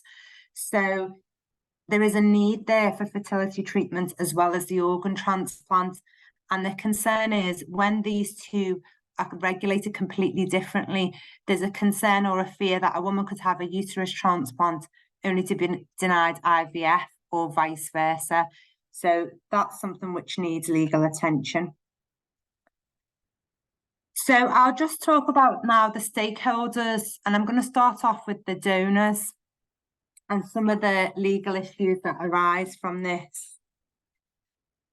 So we know that the first living donor uterus transplant procedure occurred in 2000 in Saudi Arabia with some limited success, and that the first one occurred in Sweden in 2014.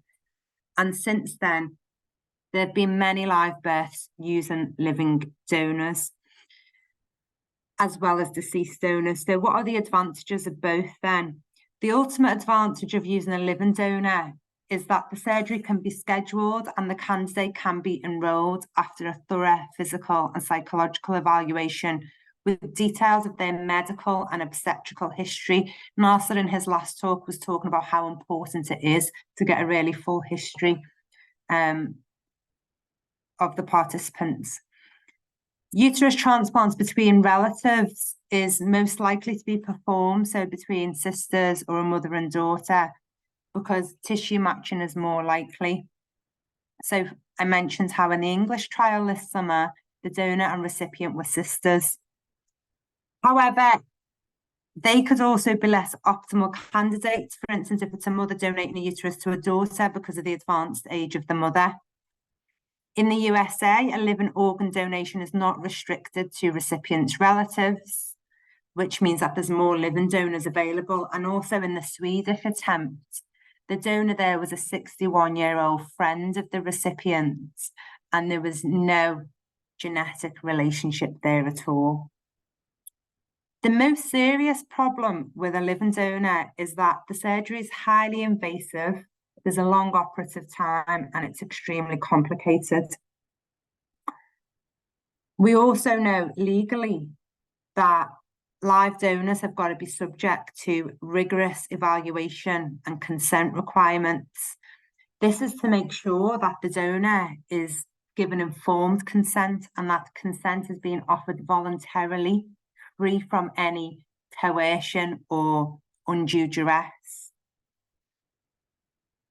So in England, if you want to proceed with a living donor, the case has to be referred to the regulator which governs organ donation, the Human Tissue Authority, and they will meticulously scrutinise that donation process.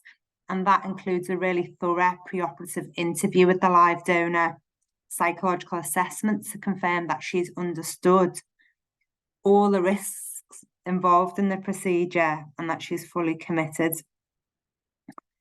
It also is important to clarify to donors that donating this uterus does not confer any parental rights, and that any future relationship with a child born via this transplant is determined and up to the recipient. One of the legal issues that may come up, and this is because of the unique status of the transplanted uterus, which is essentially a temporary organ, it's going to be donated and put in place essentially for 1 or 2 live births. That is there a potential for the live donor to change her mind post-retrieval and request the organ's return after it's fulfilled its intended purpose? And it's most likely that the answer to this is no. And if that's the case, the donor needs to be made aware of that. Moving on to deceased donors then. There have been successful live births using uteri from deceased donors.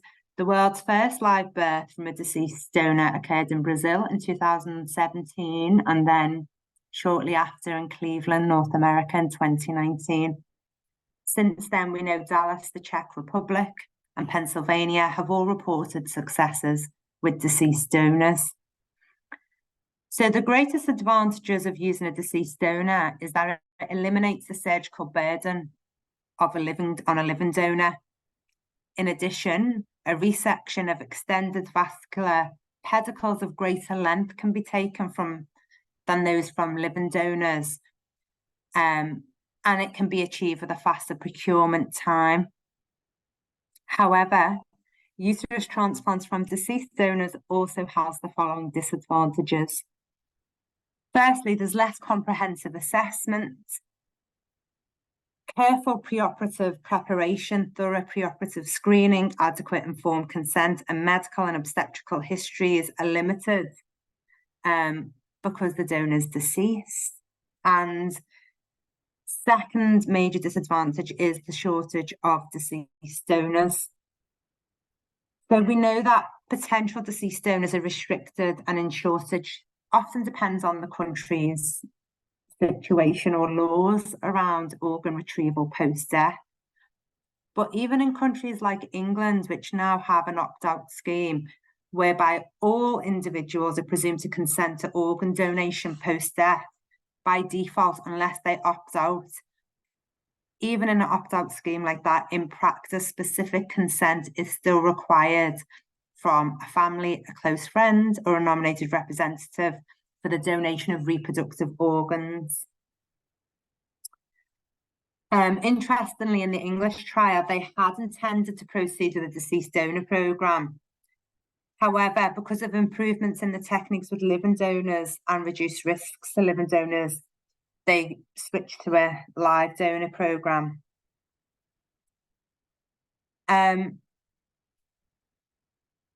So I think it's suffice to say here that whether it's from a living donor or a dead donor, each procedure has distinct advantages and disadvantages. To move on to the recipient then, the process of uterus transplant is associated with significant risk, including multiple surgeries, use of immunosuppression while the graft is in situ, and the need to undergo IVF to retrieve pregnancy with all the risks that that also entails. We've discussed the consent process already, but there are other legal and ethical considerations when we think about the recipient that may need attention. So the recipient's autonomy. We know a uterus transplant is intended to be temporary, removed once the childbearing is complete.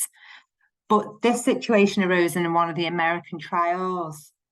What if a recipient with full capacity refuses after the birth of a healthy child to consent to the removal of the uterus? The answer in that question was her autonomy reigns supreme. So even if it's going to cause her harm, you can't force her to undergo the hysterectomy against her wishes. So that's one of the considerations. Similarly, an issue of termination of pregnancy. What if a woman undergoes a successful uterus transplant and IVF embryo is successfully implanted and she perhaps has a change of circumstances and decides she no longer wishes to continue with her pregnancy? In the UK, the law is clear. If she comes within the parameters of the laws on abortion, her decision must be respected. Again, this is very unlikely given how much is needed to achieve a pregnancy via a uterus transplant and IVF, but all legal issues have to be considered. And then the last vital stakeholder in all of this is, of course, the child who may be born via a uterus transplant. What's the impact on the child? How safe is this? How safe a procedure is this for children who may result? The goal is to achieve the live birth of a healthy child, and all the research to date suggests there does not appear to be an increased risk of fetal growth restriction in cases so far, and age-appropriate neonatal and developmental outcomes have been observed for the first 2 years of life in children born via uterus transplant. Obviously, long-term implications are limited, but these results, which are favourable, are reassuring and represent meaningful information to establish that a uterus transplant is an accepted solution for women with uterus factor infertility. The International Society of Uterus Transplantation as well holds an international registry which enables performance and safety monitoring, including appropriate follow-up of donors, recipients, and the children who've been born via a uterus transplant. And then the last thing I'm going to quickly address is whether uterus transplants should be publicly funded. There have been arguments both for and against this. To sum up the three major arguments for why governments should fund uterus transplants, the first is that it can ensure that uterus transplants are accessible to a broad range of individuals and it promotes equity in healthcare. Secondly, it's advancing medical science. Uterus transplants are a relatively new and evolving field of medicine. public funding can support this research and development in this area, leading to advancements that benefit many people. And the third major argument in favour of state funding for this is that it can offer hope to women with uterus factor infertility who may otherwise have no other options for biological motherhood. And public funding may be a way to address this medical condition of uterus factor infertility and all the emotional, psychological challenges that brings with it. Three of the main arguments as to why government should not fund this. The first is that there's limited healthcare resources, and funding this diverts resources away from other procedures, that it's not life-saving and it could be used elsewhere. Secondly, how cost effective it is. It's very expensive. So the English trial cost £25,000. And critics argue that funding these procedures don't provide value for money in terms of overall health.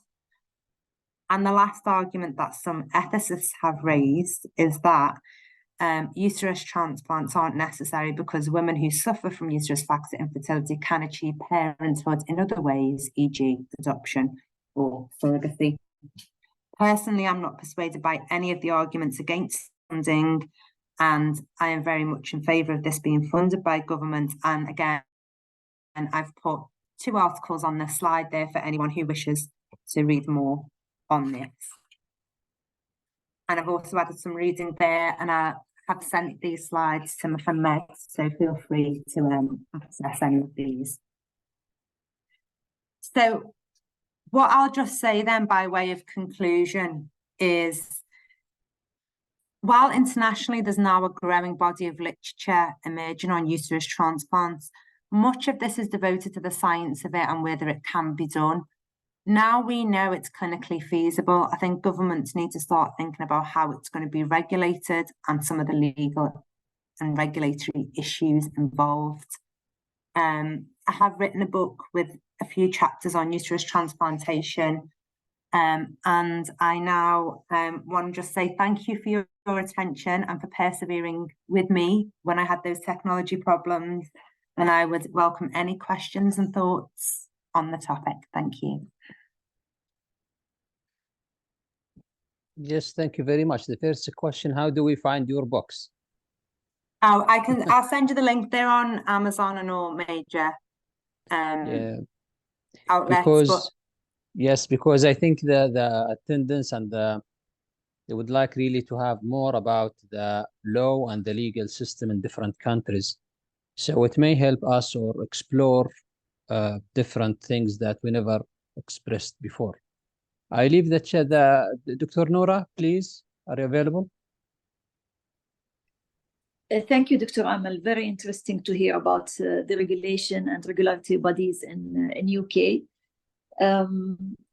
Just one question. I mean, if you put like hypothetical scenarios about the mother changing her mind after uterine transplant and IVF treatment, if she changed her mind and she wishes for termination.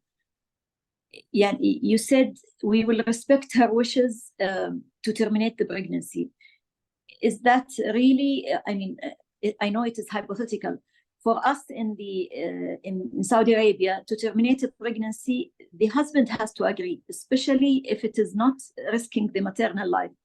So in the aspect of autonomy in UK, if she wishes for termination of pregnancy, it will be granted regardless of her husband or partner or her other half? Thanks, Noura. Thanks for your question. So the normal laws for that country on termination should apply. So if that's what the law says in Saudi, that would apply. In the UK, a woman can terminate a pregnancy if she can show certain conditions without her husband's consent or anyone else's consent.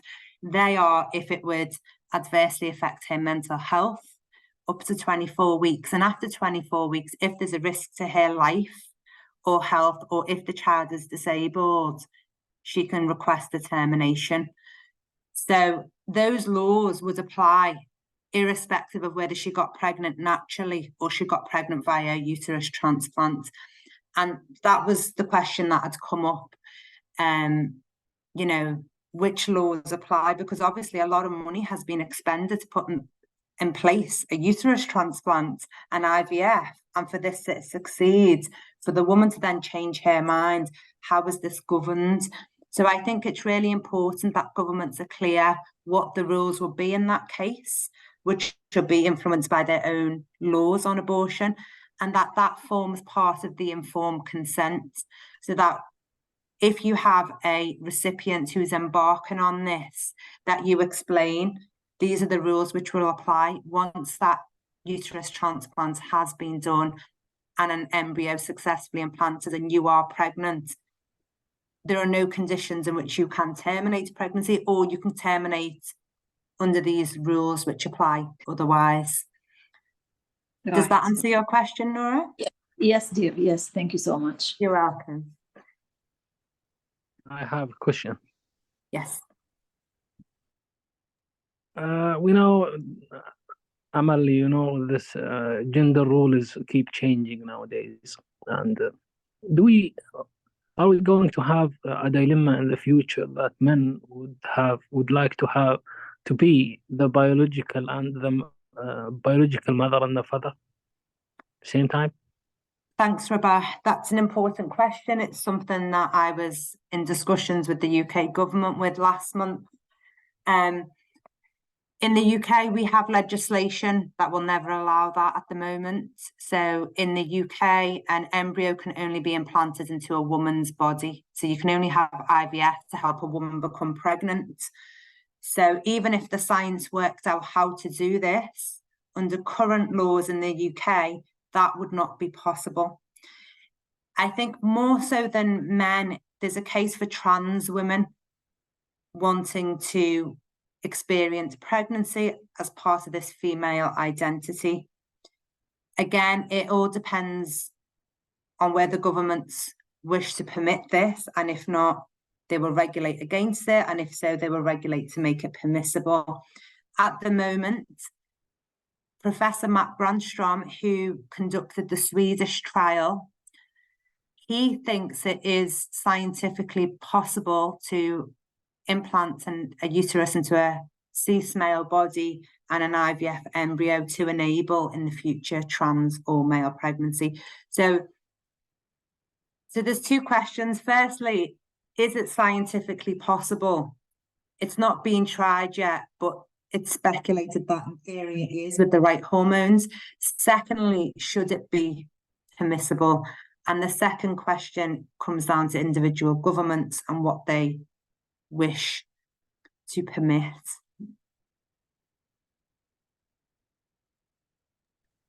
I think the more immediate concern is we shouldn't let that distract us from the fact that there are lots of women who have a medical need for this technology, where this is the only avenue, especially for Muslim women like myself.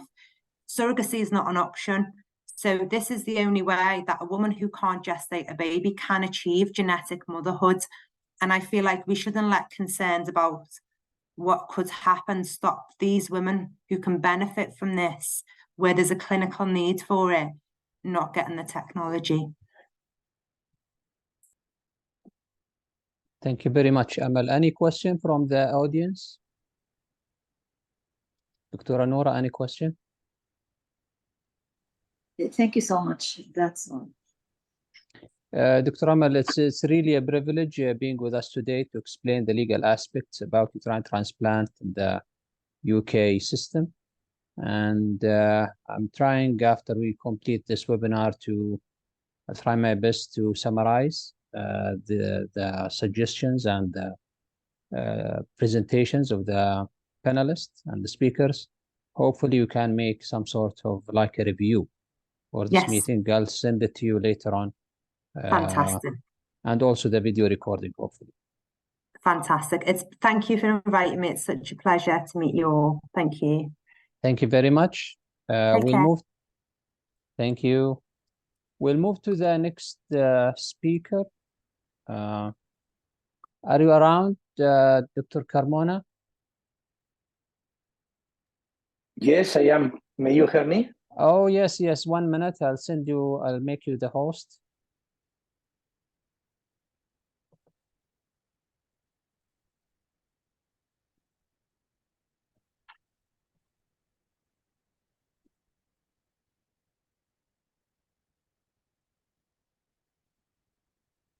Okay.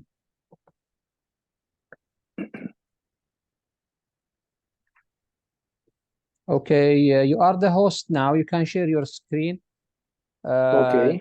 Dr. Francisco, he's a well-known international speaker, and Dr. Carmona, 1 minute. He's a 1 minute.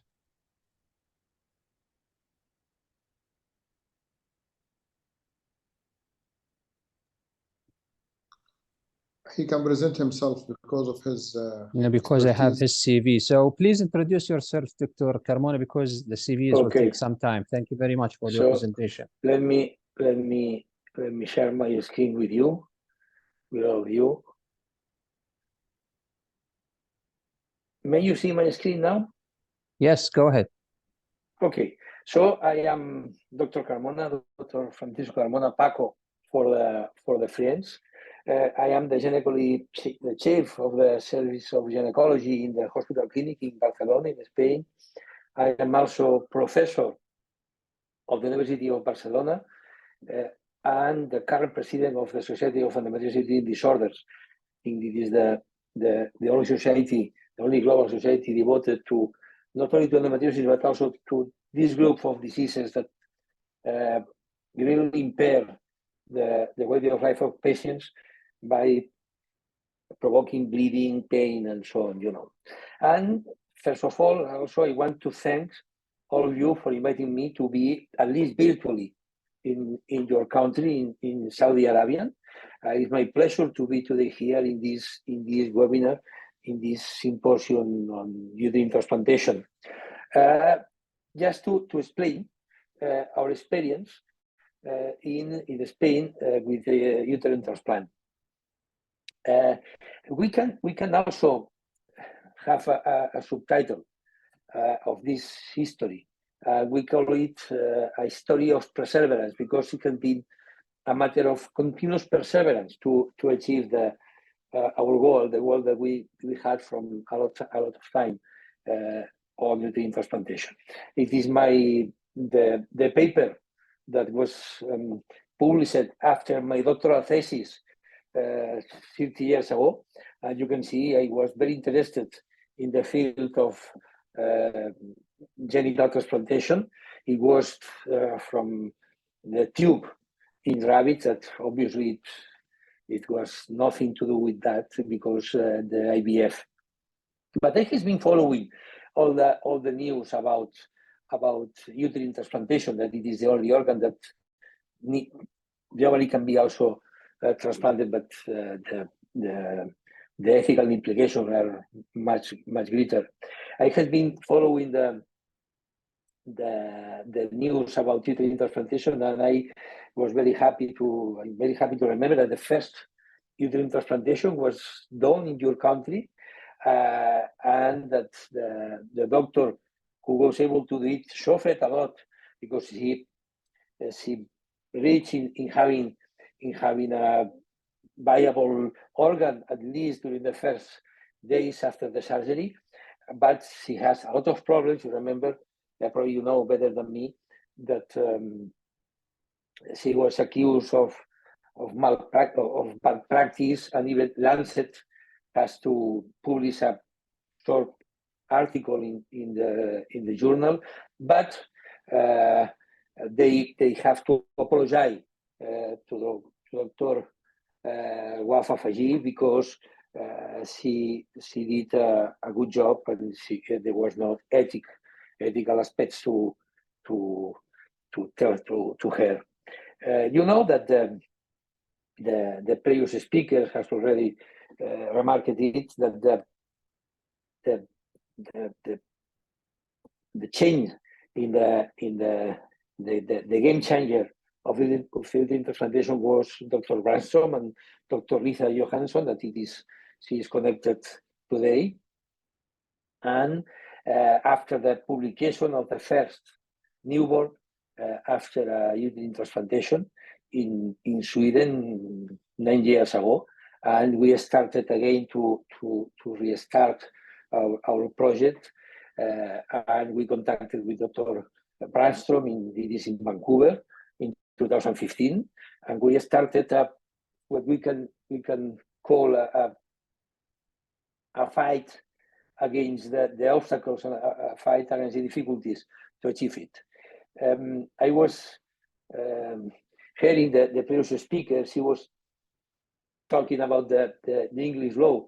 In Spain, we try to perform it, but you can see here the ONT is the National Transplant Organization, that this organization take care of the coordination on all of the transplant surgeries. You know that Spain is the first country all over the world in the number of transplantations, and this organization, the National Transplant Organization, is who take care of the coordination of these kind of surgeries. And this organization says not.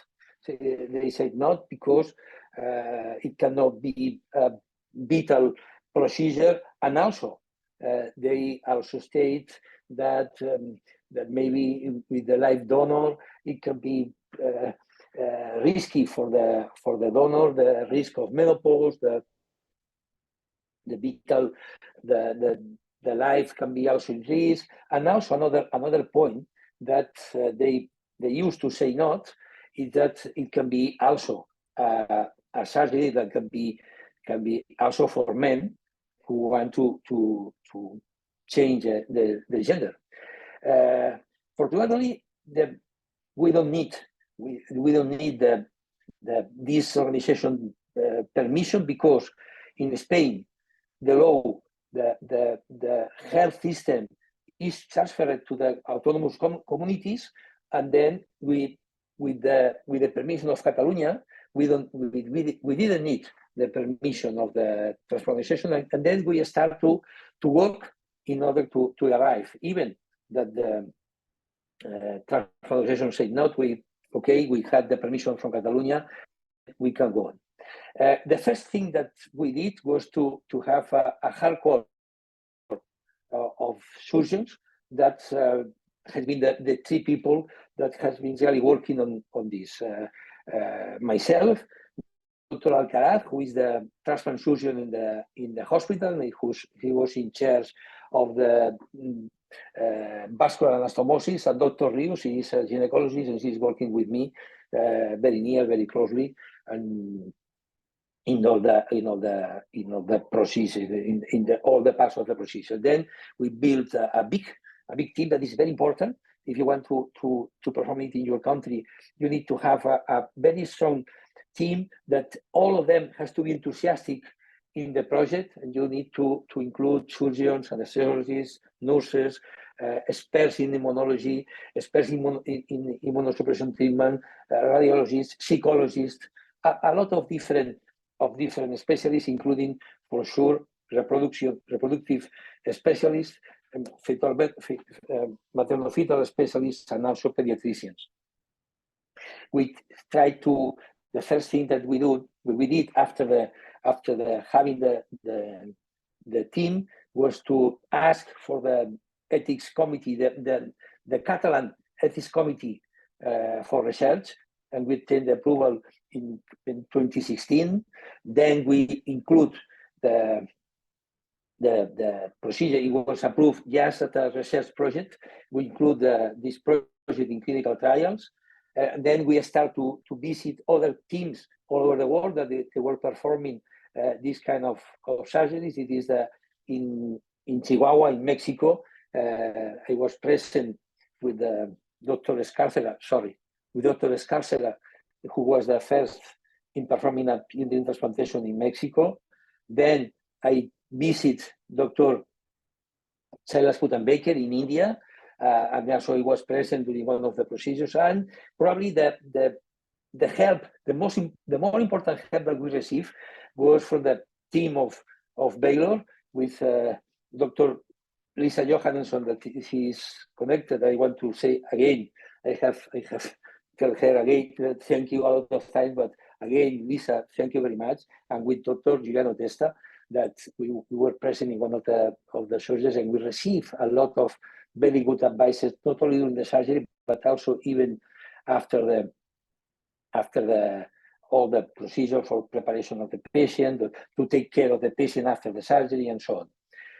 And then when we choose the patient, we need to have a special approval again from the generic approval from the ethics in assistant, not ethics in research, ethics in assistant committee. We obtained the permission from the Catalan government, who remember is the only that has the capacity of giving us that permission. But we asked to not only they give permission for 5 cases of Rogers-Dansky syndrome, and with a live donor. I will explain my protocol a little bit later. But they asked us to create a specific uterine transplantation committee, and then we obtained the approval when we had the patient. We obtained the approval of the ethics committee, ethics and assistant committee, the uterine transplant committee that has been created ad hoc for this procedure, and also we need the approval of the Spanish court, because it is a transplantation of live donor, and we need to be approved by the court. This is our inclusion criteria. I will go very fast, but I think it's interesting for you to know which is our protocol with these patients with Rogers-Dansky syndrome, young patients, that means younger than 40, with any contraindication for a complex surgical procedure, any contraindication for immunosuppression, and any contraindication for a full-term pregnancy. For sure, before the surgery, we need to have high quality and healthy embryos, and for sure they need to be able to sign the informed consent. We have also a lot of exclusion criteria, including medical, surgical, and psychological conditions, and not only for the surgery, but also for the pregnancy. And from the recipient, remember, this has to be just a first or second degree relatives. That means that we are allowed only to perform the procedure with the mother or with the sister being the donor. And it is our protocol. For sure, it is a very complete protocol, a very, very strict protocol. We wanted to be sure that that we have all the best conditions, the best patients for having the best chances to reach, and we probably some of these conditions are not strictly needed, but we try to have the maximum of possibilities of success. We put the maximum age in 65. When the patient is postmenopause, we give them hormonal treatment in order to have a functioning uterus before the surgery. For sure, these patients have to this is not genetic, it's pregnancy. They have to have the pregnancy desire completely done. They have to be conscious that they cannot become a mother. They cannot have a pregnancy after the surgery, and for sure we need also that they have a history of full-term pregnancy before the donation, and again not any kind of pathology that may contraindicate the surgical process, and for sure any kind of pathologies that can be a contraindication for the pregnancy in the uterus. I mean, uterine fibroids, malformations, endometriosis, a big list of the possible contraindication and exclusion criteria. It is a pre-surgical study for both the donor and the recipient, and it is the picture of the day when we finished the surgery. It was on we performed the first surgery on October 5th 2020. That means in the middle of the pandemics, in a window period in which we had not so much cases in the hospital, and then we were able to perform the surgery. It is at the end of the surgery. It is the 6th of October, because we finished on the next day the 2 surgeries. And it is the paper that we have published, the first paper that we have published about this case. You can find it in the PubMed. The immunosuppression protocol include the induction of immunosuppression with anti-T-cells in immunoglobulin, and also then to maintain the immunosuppression with tacrolimus and mycophenolato at the beginning, the first 6 months, just before the embryo transfer. When we start the embryo transfer, we stop the mycophenolato, and then we used antibiotics and antifungics and antiviral drugs to prevent any infection, to prevent thrombosis and so on. And it is a summary of the surgery. The surgery was done by minimal access surgery, by robot, using the Da Vinci. It took almost 11 hours, and I have a short video for you to see the more important points of the surgery.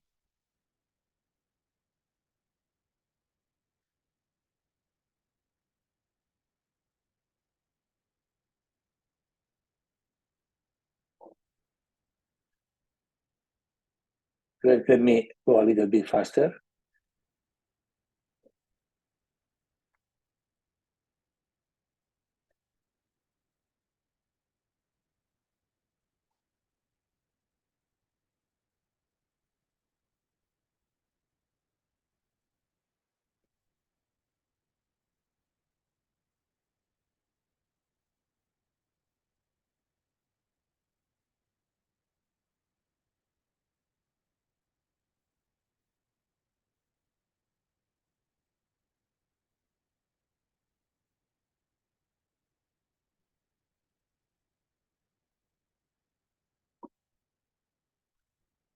I don't know. May you hear the video?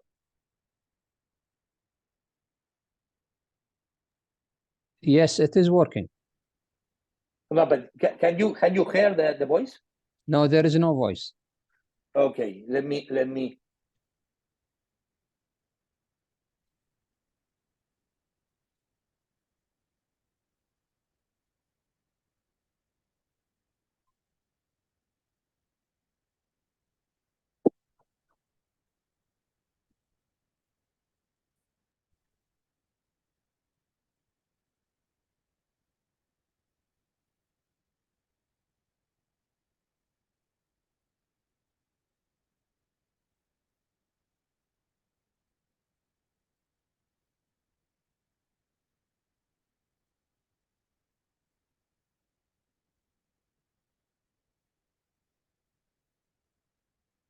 Due to the weakness of the wall And of now? the entire venous system. Yes, it is okay. May you hear now? Okay, sorry. The section of the round ligament is performed as distally as possible, as well as the dissection of the largest amount of peritoneum from the anterior peritoneal leaf to achieve a large peritoneal conjoint and to avoid problems in the subsequent implantation surgery. This for fixing. The next step consists of the dissection of the vesicouterine pouch with 2 objectives. The first is to facilitate the ureteral dissection in its intravesicouterine ligament course, and the second is to widely expose the vesicovaginal fossa up to 2 centimeters at the vaginal level below the cervix. Dissection of the ureter begins by performing cranial ureteral tunnel dissection, attempting to preserve as much periureteral tissue as possible to avoid necrosis.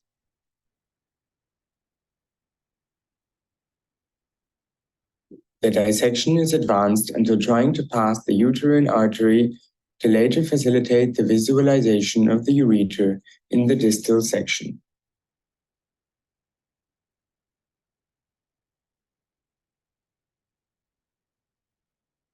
One of the greatest difficulties of this intervention is the urethral dissection in the vesico-uterine ligament. Taking into account that the uterine artery must continue being intact and without being able to pull on it. Another important point is to section the vesico-uterine ligament without injuring the deep uterine vein that is the objective of this extensive dissection, and that inserts into the uterus in the deep part of the ligament.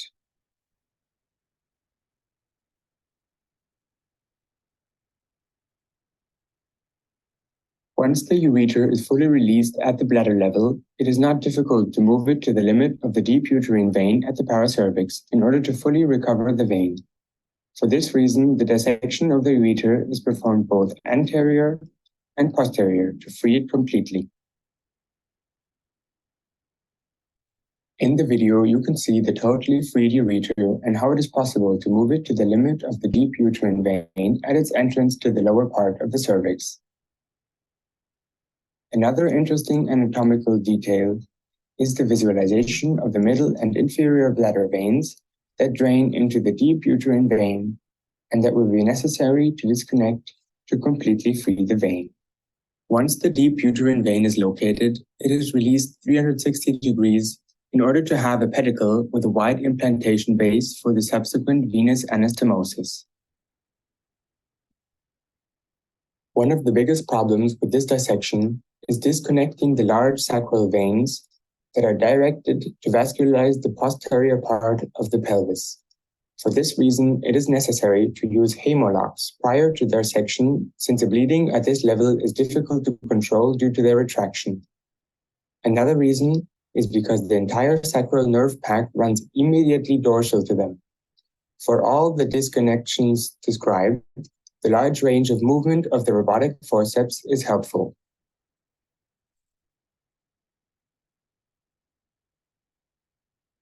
To continue with the explant surgery, the peritoneum is dissected at the level of the uterosacral ligaments and the rectovaginal space up to 2 centimeters below the uterine cervix, in order to obtain 2 centimeters of vagina that we will later section.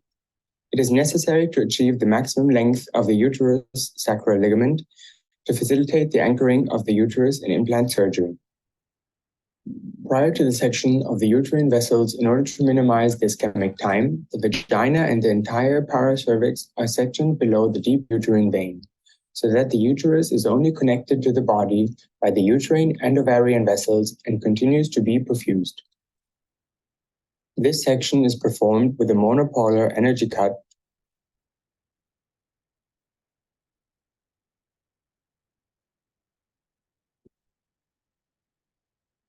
Finally, after sectioning the utero-ovarian arteries and veins, preserving ovaries to conserve their hormonal function, we proceed to section the hypogastric artery, placing only a proximal hemolock so as not to damage the distal end of the future anastomosis.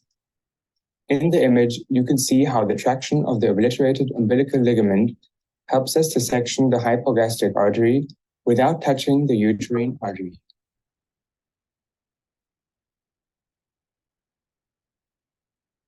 To avoid venous stasis of the uterus, the arteries are always sectioned first, and subsequently the same procedure is performed with the previously dissected and totally released hypogastric or internal iliac vein.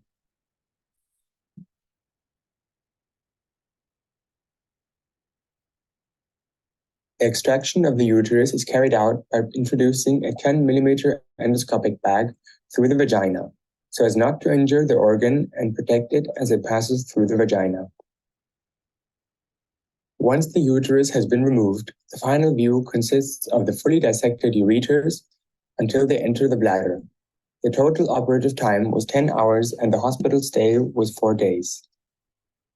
Finally, we check that a viable uterus has been removed with internal iliac arteries and veins of adequate length and caliber for implantation in the recipient.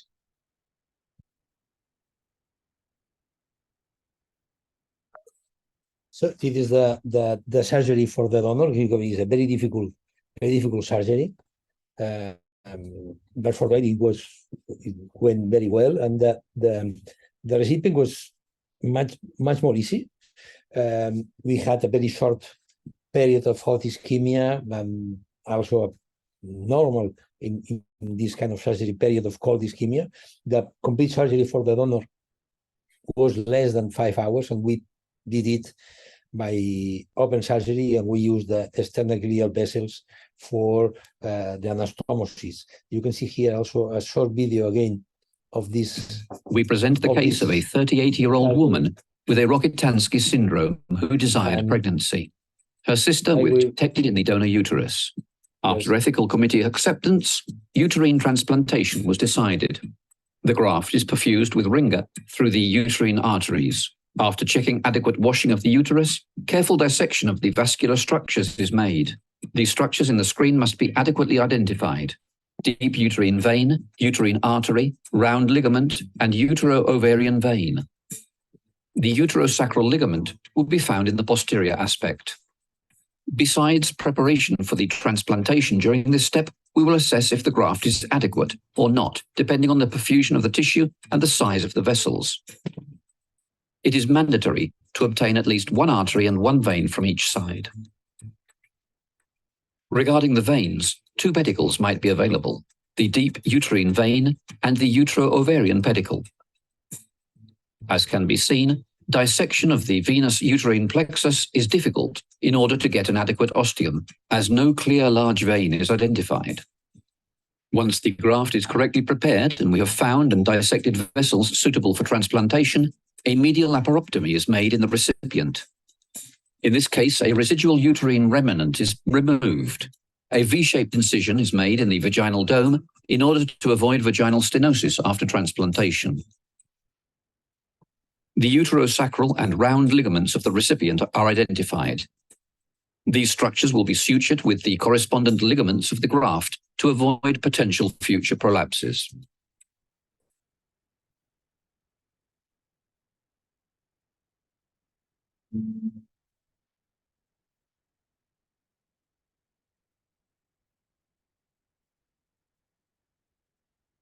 In the same way, the ovarian tubes of the recipient are removed as a prophylaxis of ovarian malignancies. Once the iliac vessels of both sides are dissected, some ice is placed in the surgical bed to maintain cold ischemia. Then the graft is placed in its definitive position.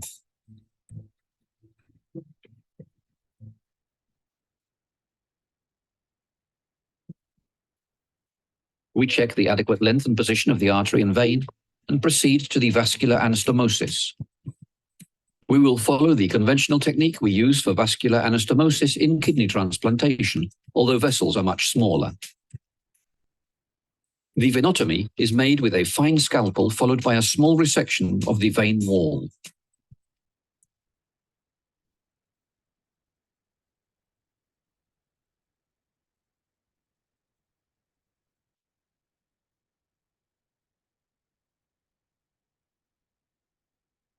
Two 80 polypropylene running sutures are performed.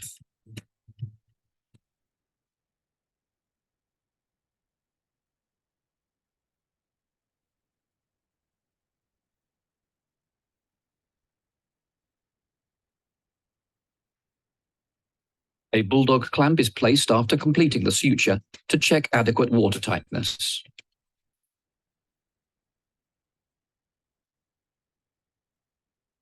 The artery is prepared following the same steps.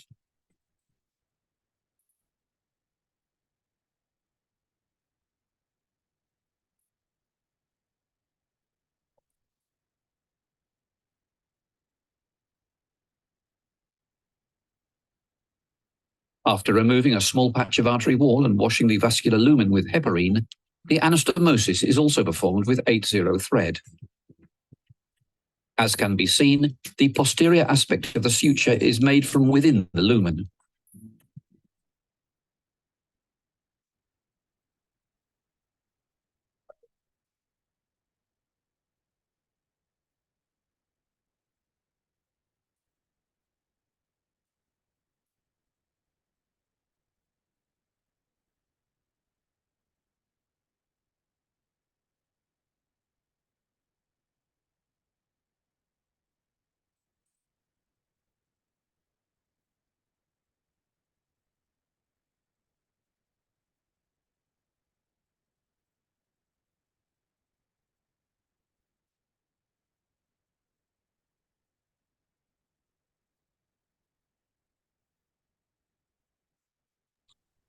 There is no voice with the video.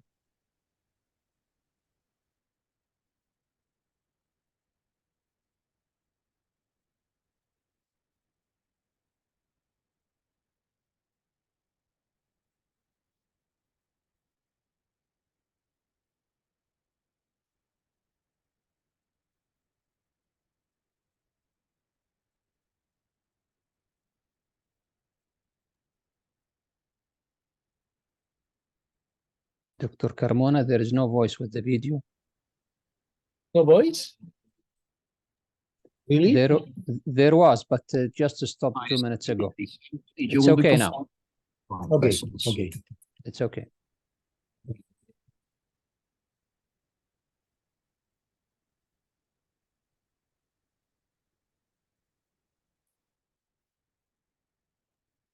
Again, there is no voice.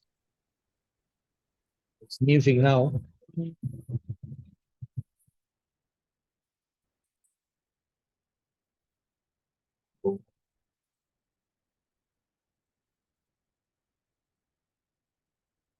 After all the 4 vessels are correctly anastomosed, we proceed to release the bulldog clamps. In the image, we can see how the uterus shows an adequate perfusion. The vaginal cuff of the graft is sutured to the recipient vaginal vault, and the round and uterosacral ligaments are fixed to the recipient ligaments remanent.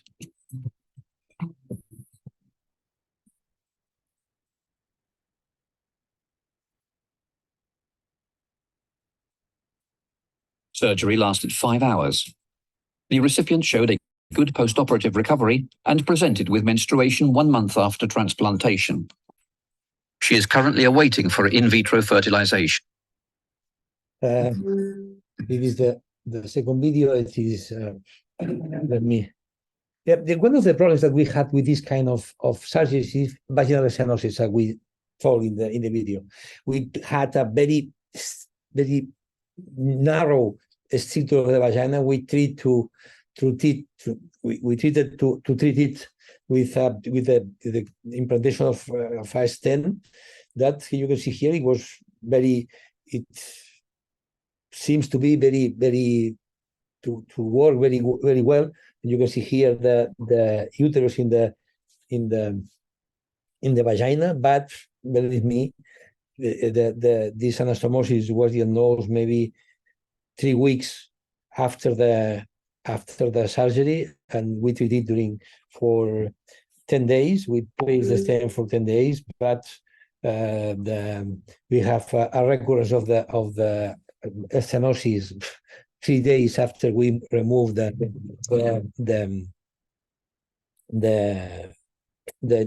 stent.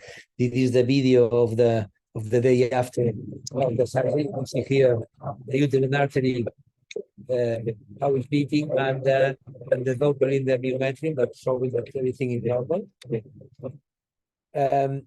We allow in our protocol the pregnancy the 6 months after the surgery, but you can see here the calendar of these patients. We start in March 21 the COVID vaccination.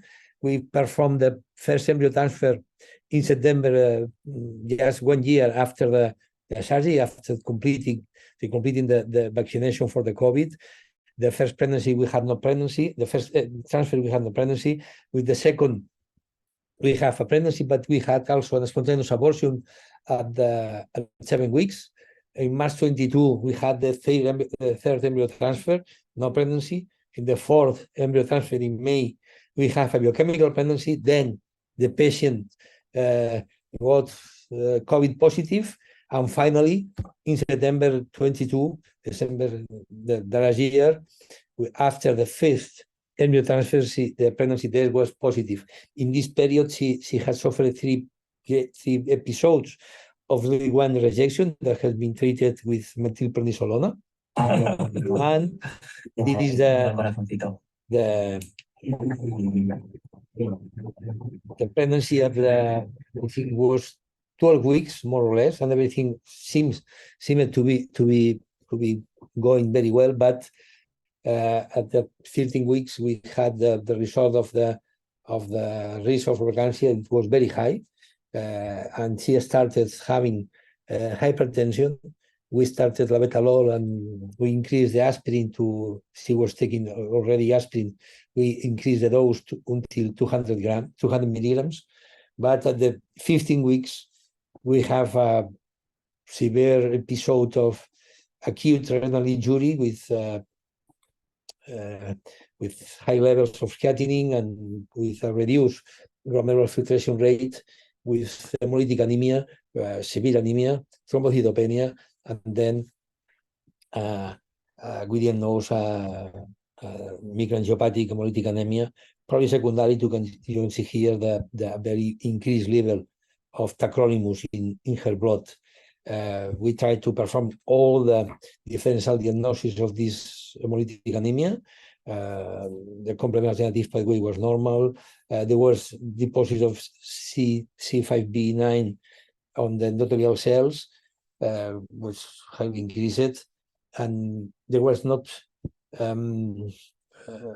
any mutation associated with hemolytic uremic syndrome disease were present.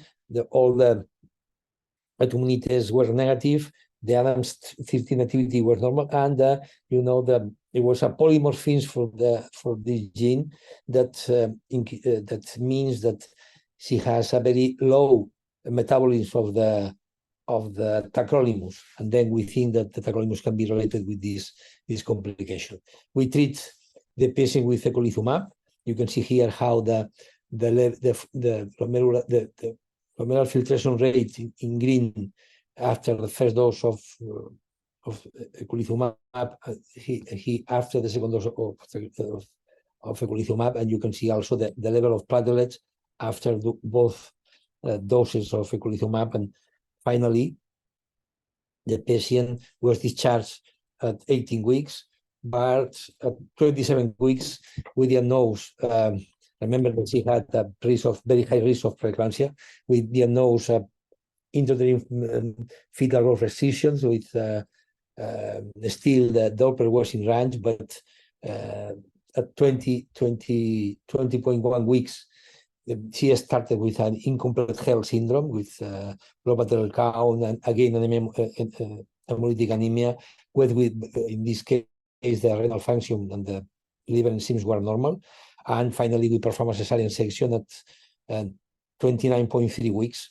We obtained a male newborn, a male newborn, a healthy one with fetal growth restriction, and she was discharged of the NICU after almost 2 months of being admitted. It is interesting, I think it has been not ever published, the evolution of the angiogenic factors during this pregnancy. For sure, we need to think a little bit more about the meaning of this course. We don't know if it is the same for all the pregnant patients after uterine transplantation. It was specific of our patient. It is the baby. The baby is absolutely healthy now and is perfect. And it is the state of our program. The second patient was operated on May 2022, and she had a very uneventful both intra and post-operative course. And now she is pregnancy after the first embryo transfer. She is now more than 7 months, and the fetal is growing normally, and she has normal blood pressure, and she has nothing. She is very happy, and we hope that we will try to arrive until as long as possible, if there are no complications. We have a third patient that she has just finished the embryo gel now. She has now 7 euploid embryos after 2 stimulation process of IVF stimulation process, and the surgery is scheduled for the end of this month. And we have 3 more patients on the study. Believe me that it is very difficult to choose the right patients. We have screened more than 100 patients, and finally only 2 patients have been operated. The third one will be in the next weeks, but it's difficult to recruit patients for this program. That's all. I am open for your questions. And before finishing, let me invite you to the Congress or my society, the Seoul Congress in next year in Geneva. And thank you very much for your attention. And now I am at your disposal if you have any questions or problems. I will start. Thank you very much, Dr. Carmona. It's really a privilege being with us today. Dr. Nora, please. Thank you so much, Dr. Carmona. Very inspiring, very positive experience. Let me start with just reflection on your journey. Which was the most difficult part? Is to get the ethical, legal aspect of the process, the operative, or the post-operative? Just looking back at your experience with your first patient. If I have to be honest, yes. I think the more difficult part is to recruit patients. Maybe the legal part could have been a problem, but you know, the political organization here in Spain allows them that are the autonomous communities, not the country, but the regions who are in charge of all the health regulations. And Catalonia is not a big area. We have only 7 million of inhabitants, and we know very well all the authorities, the health authorities here in Catalonia. And I think the more difficult part was choosing the patients, because we were able to create a very big team, a very enthusiastic team, including doctors, nurses, I said to you before, but also the general manager of my hospital. He was absolutely enthusiastic with the project. And then we involved also the health minister of here in Catalonia and the man in charge of the transplant organization in Catalonia. And then we had all. It was very easy, believe me. Maybe if the interlocutor instead of the Catalan government has been the Madrid government, the things can be very difficult. But it was okay. We need to work on, but it was not so difficult. Surgery was absolutely difficult. When we changed from laparoscopy to robotics, it was a real difference. You know that Dr. Bhutan-Baker in Pune, in India, he's doing the surgery by laparoscopy, but for me, I know him very well. He's an amazing surgeon. I'm not at his level. And after visiting the Baylor Institution in Dallas with Dr. Johansson and Dr. Testa, we decided, okay, we need to do it by robot, and we trained it ourselves in cadavers and using the robot. And okay, it's very difficult, but you can do it. But I started the first surgery 3 years ago, and now we have performed 2 surgeries. It's crazy, and I am not every day, but at least every month there is a new patient that came to me, and I have to discard her because any other problem, you know. And I think it is that our program is going slowly because we have a very strict protocol, but we wanted, our final goal is not only to perform the surgery, but establish a real program for Spain. And we want to have 5 of 5.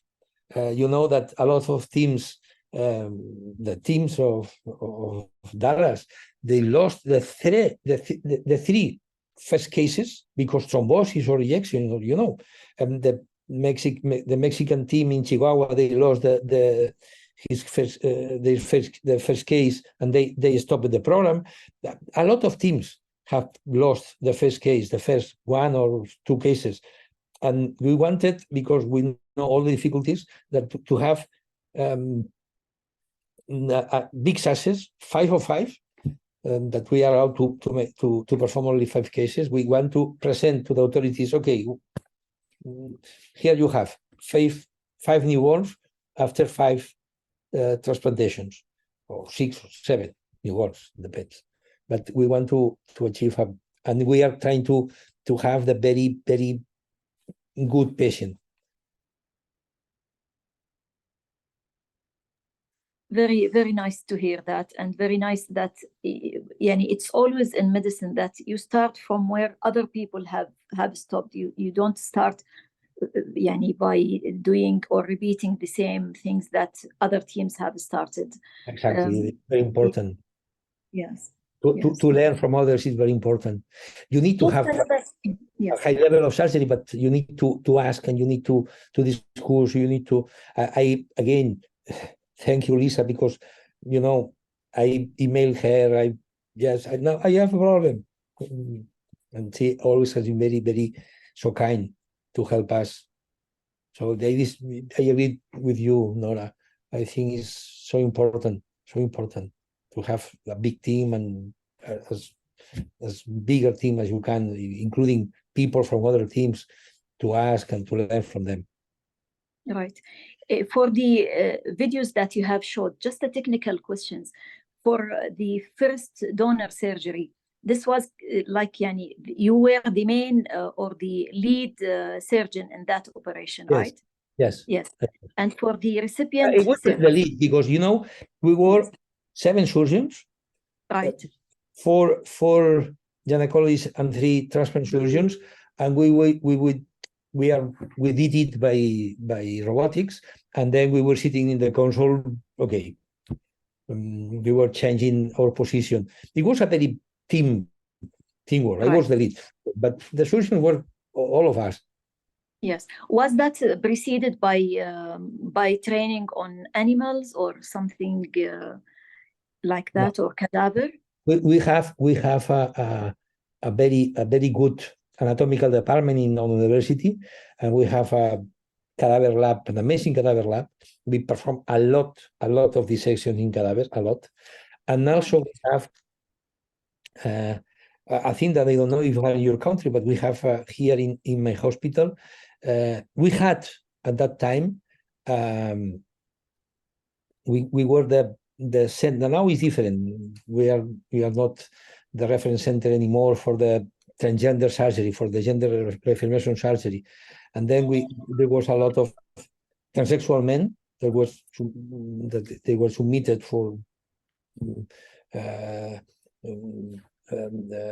transgender surgery, and we asked them to perform just a part of the surgery. Okay, we may want to dissect, and we ask also permission for the ethical committee, and they also asked they gave us permission to perform dissection, like in the transplant. Not in any case we perform the complete dissection, but okay, in this case we will try to perform the lower part of the dissection, the right part of the dissection. I think it was a good moment for us to train. And also another good patients are patients with Lynch syndrome, that they have also a normal uterus, and you can try to like the decision. But we have performed a lot of we are laparoscopists. We perform in the team. We have doctors with myself. I have a lot of experience in complex surgeries like endometriosis and so on. Right. And also we have a lot of experience in laparoscopic surgery of cervical cancer.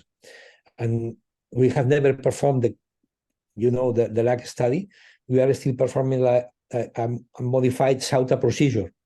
We perform all the dissection, all the lymphadenectomy, all the dissection of the ureter, by laparoscopy, but we finish the surgery by vagina using the SAUTA approach. And we have a lot of experience. I think it's very important to have a lot of experience in these kind of complex surgeries. Thank you so much. It was very inspiring and very nice to hear about your positive experience from the beginning. Thank you so much. Thank you for inviting me. Dr. Noor, I want to ask question. Who is the leading? We know in the hepatologist will lead. In nephrologist, the renal will lead. But in OB/GYN, who is the leader? The leader of the procedure was the OB/GYN. It was me. It was no option. But we built a big team, including the leader of the process, of the complete process, was me, the OB/GYN. But for the immunosuppression, we used the nephrologist who is in charge of the renal transplant unit. You know that we have a huge number of renal transplantation. In fact, the surgeons for the vascular anastomosis were also the kidney transplant surgeons, and they perform all the vascular anastomosis, and the immunosuppression was guided by the nephrologist who is in charge of this unit. I'm for sure if he says tacrolimus at this dose. But we also, for the treatment of the big angiopathic anemia, we contacted with we have a very good team in a very good nephrologist and hematologist in the hospital that they help us a lot in treating this patient. We were very anxious with this complication, but we can be very nice. Thank you. Mm-hmm. Any question from the audience, participants? I think there is more the audience in my WhatsApp than the audience that we have here. There is a technical problem that people is trying to launch and they couldn't launch. The topic is very hot. The topic is very liquefied. I'm sorry to tell you, the technical support for us was very bad. When I'm giving the talk, more than 100 persons send me, how can I log in? How can people come to my office? How can we log in? It's strange. I couldn't log in myself, so I couldn't give them advice. So please do something for the future. Don't cooperate with the same people. Look for other people. We'll do that. Yes. Thank you very much, Dr. Carmona. It's really a pleasure being with us today. It is a very hot topic, as our colleagues say. And thank you very much for Dr. Noura, who's the board member of the scientific committee of the Saudi Commission of Health Specialities in Obstetric Gynecology. Also, Dr. Nasser, he's the board member of the anesthesia scientific committee, the Saudi Commission of Health Specialities. Thank you very much, all of you. We'll try to solve the technical issue tomorrow, and we will be back tomorrow at 2 p.m. So thank you very much, all of you. Thank you so much. Have a good night. Bye.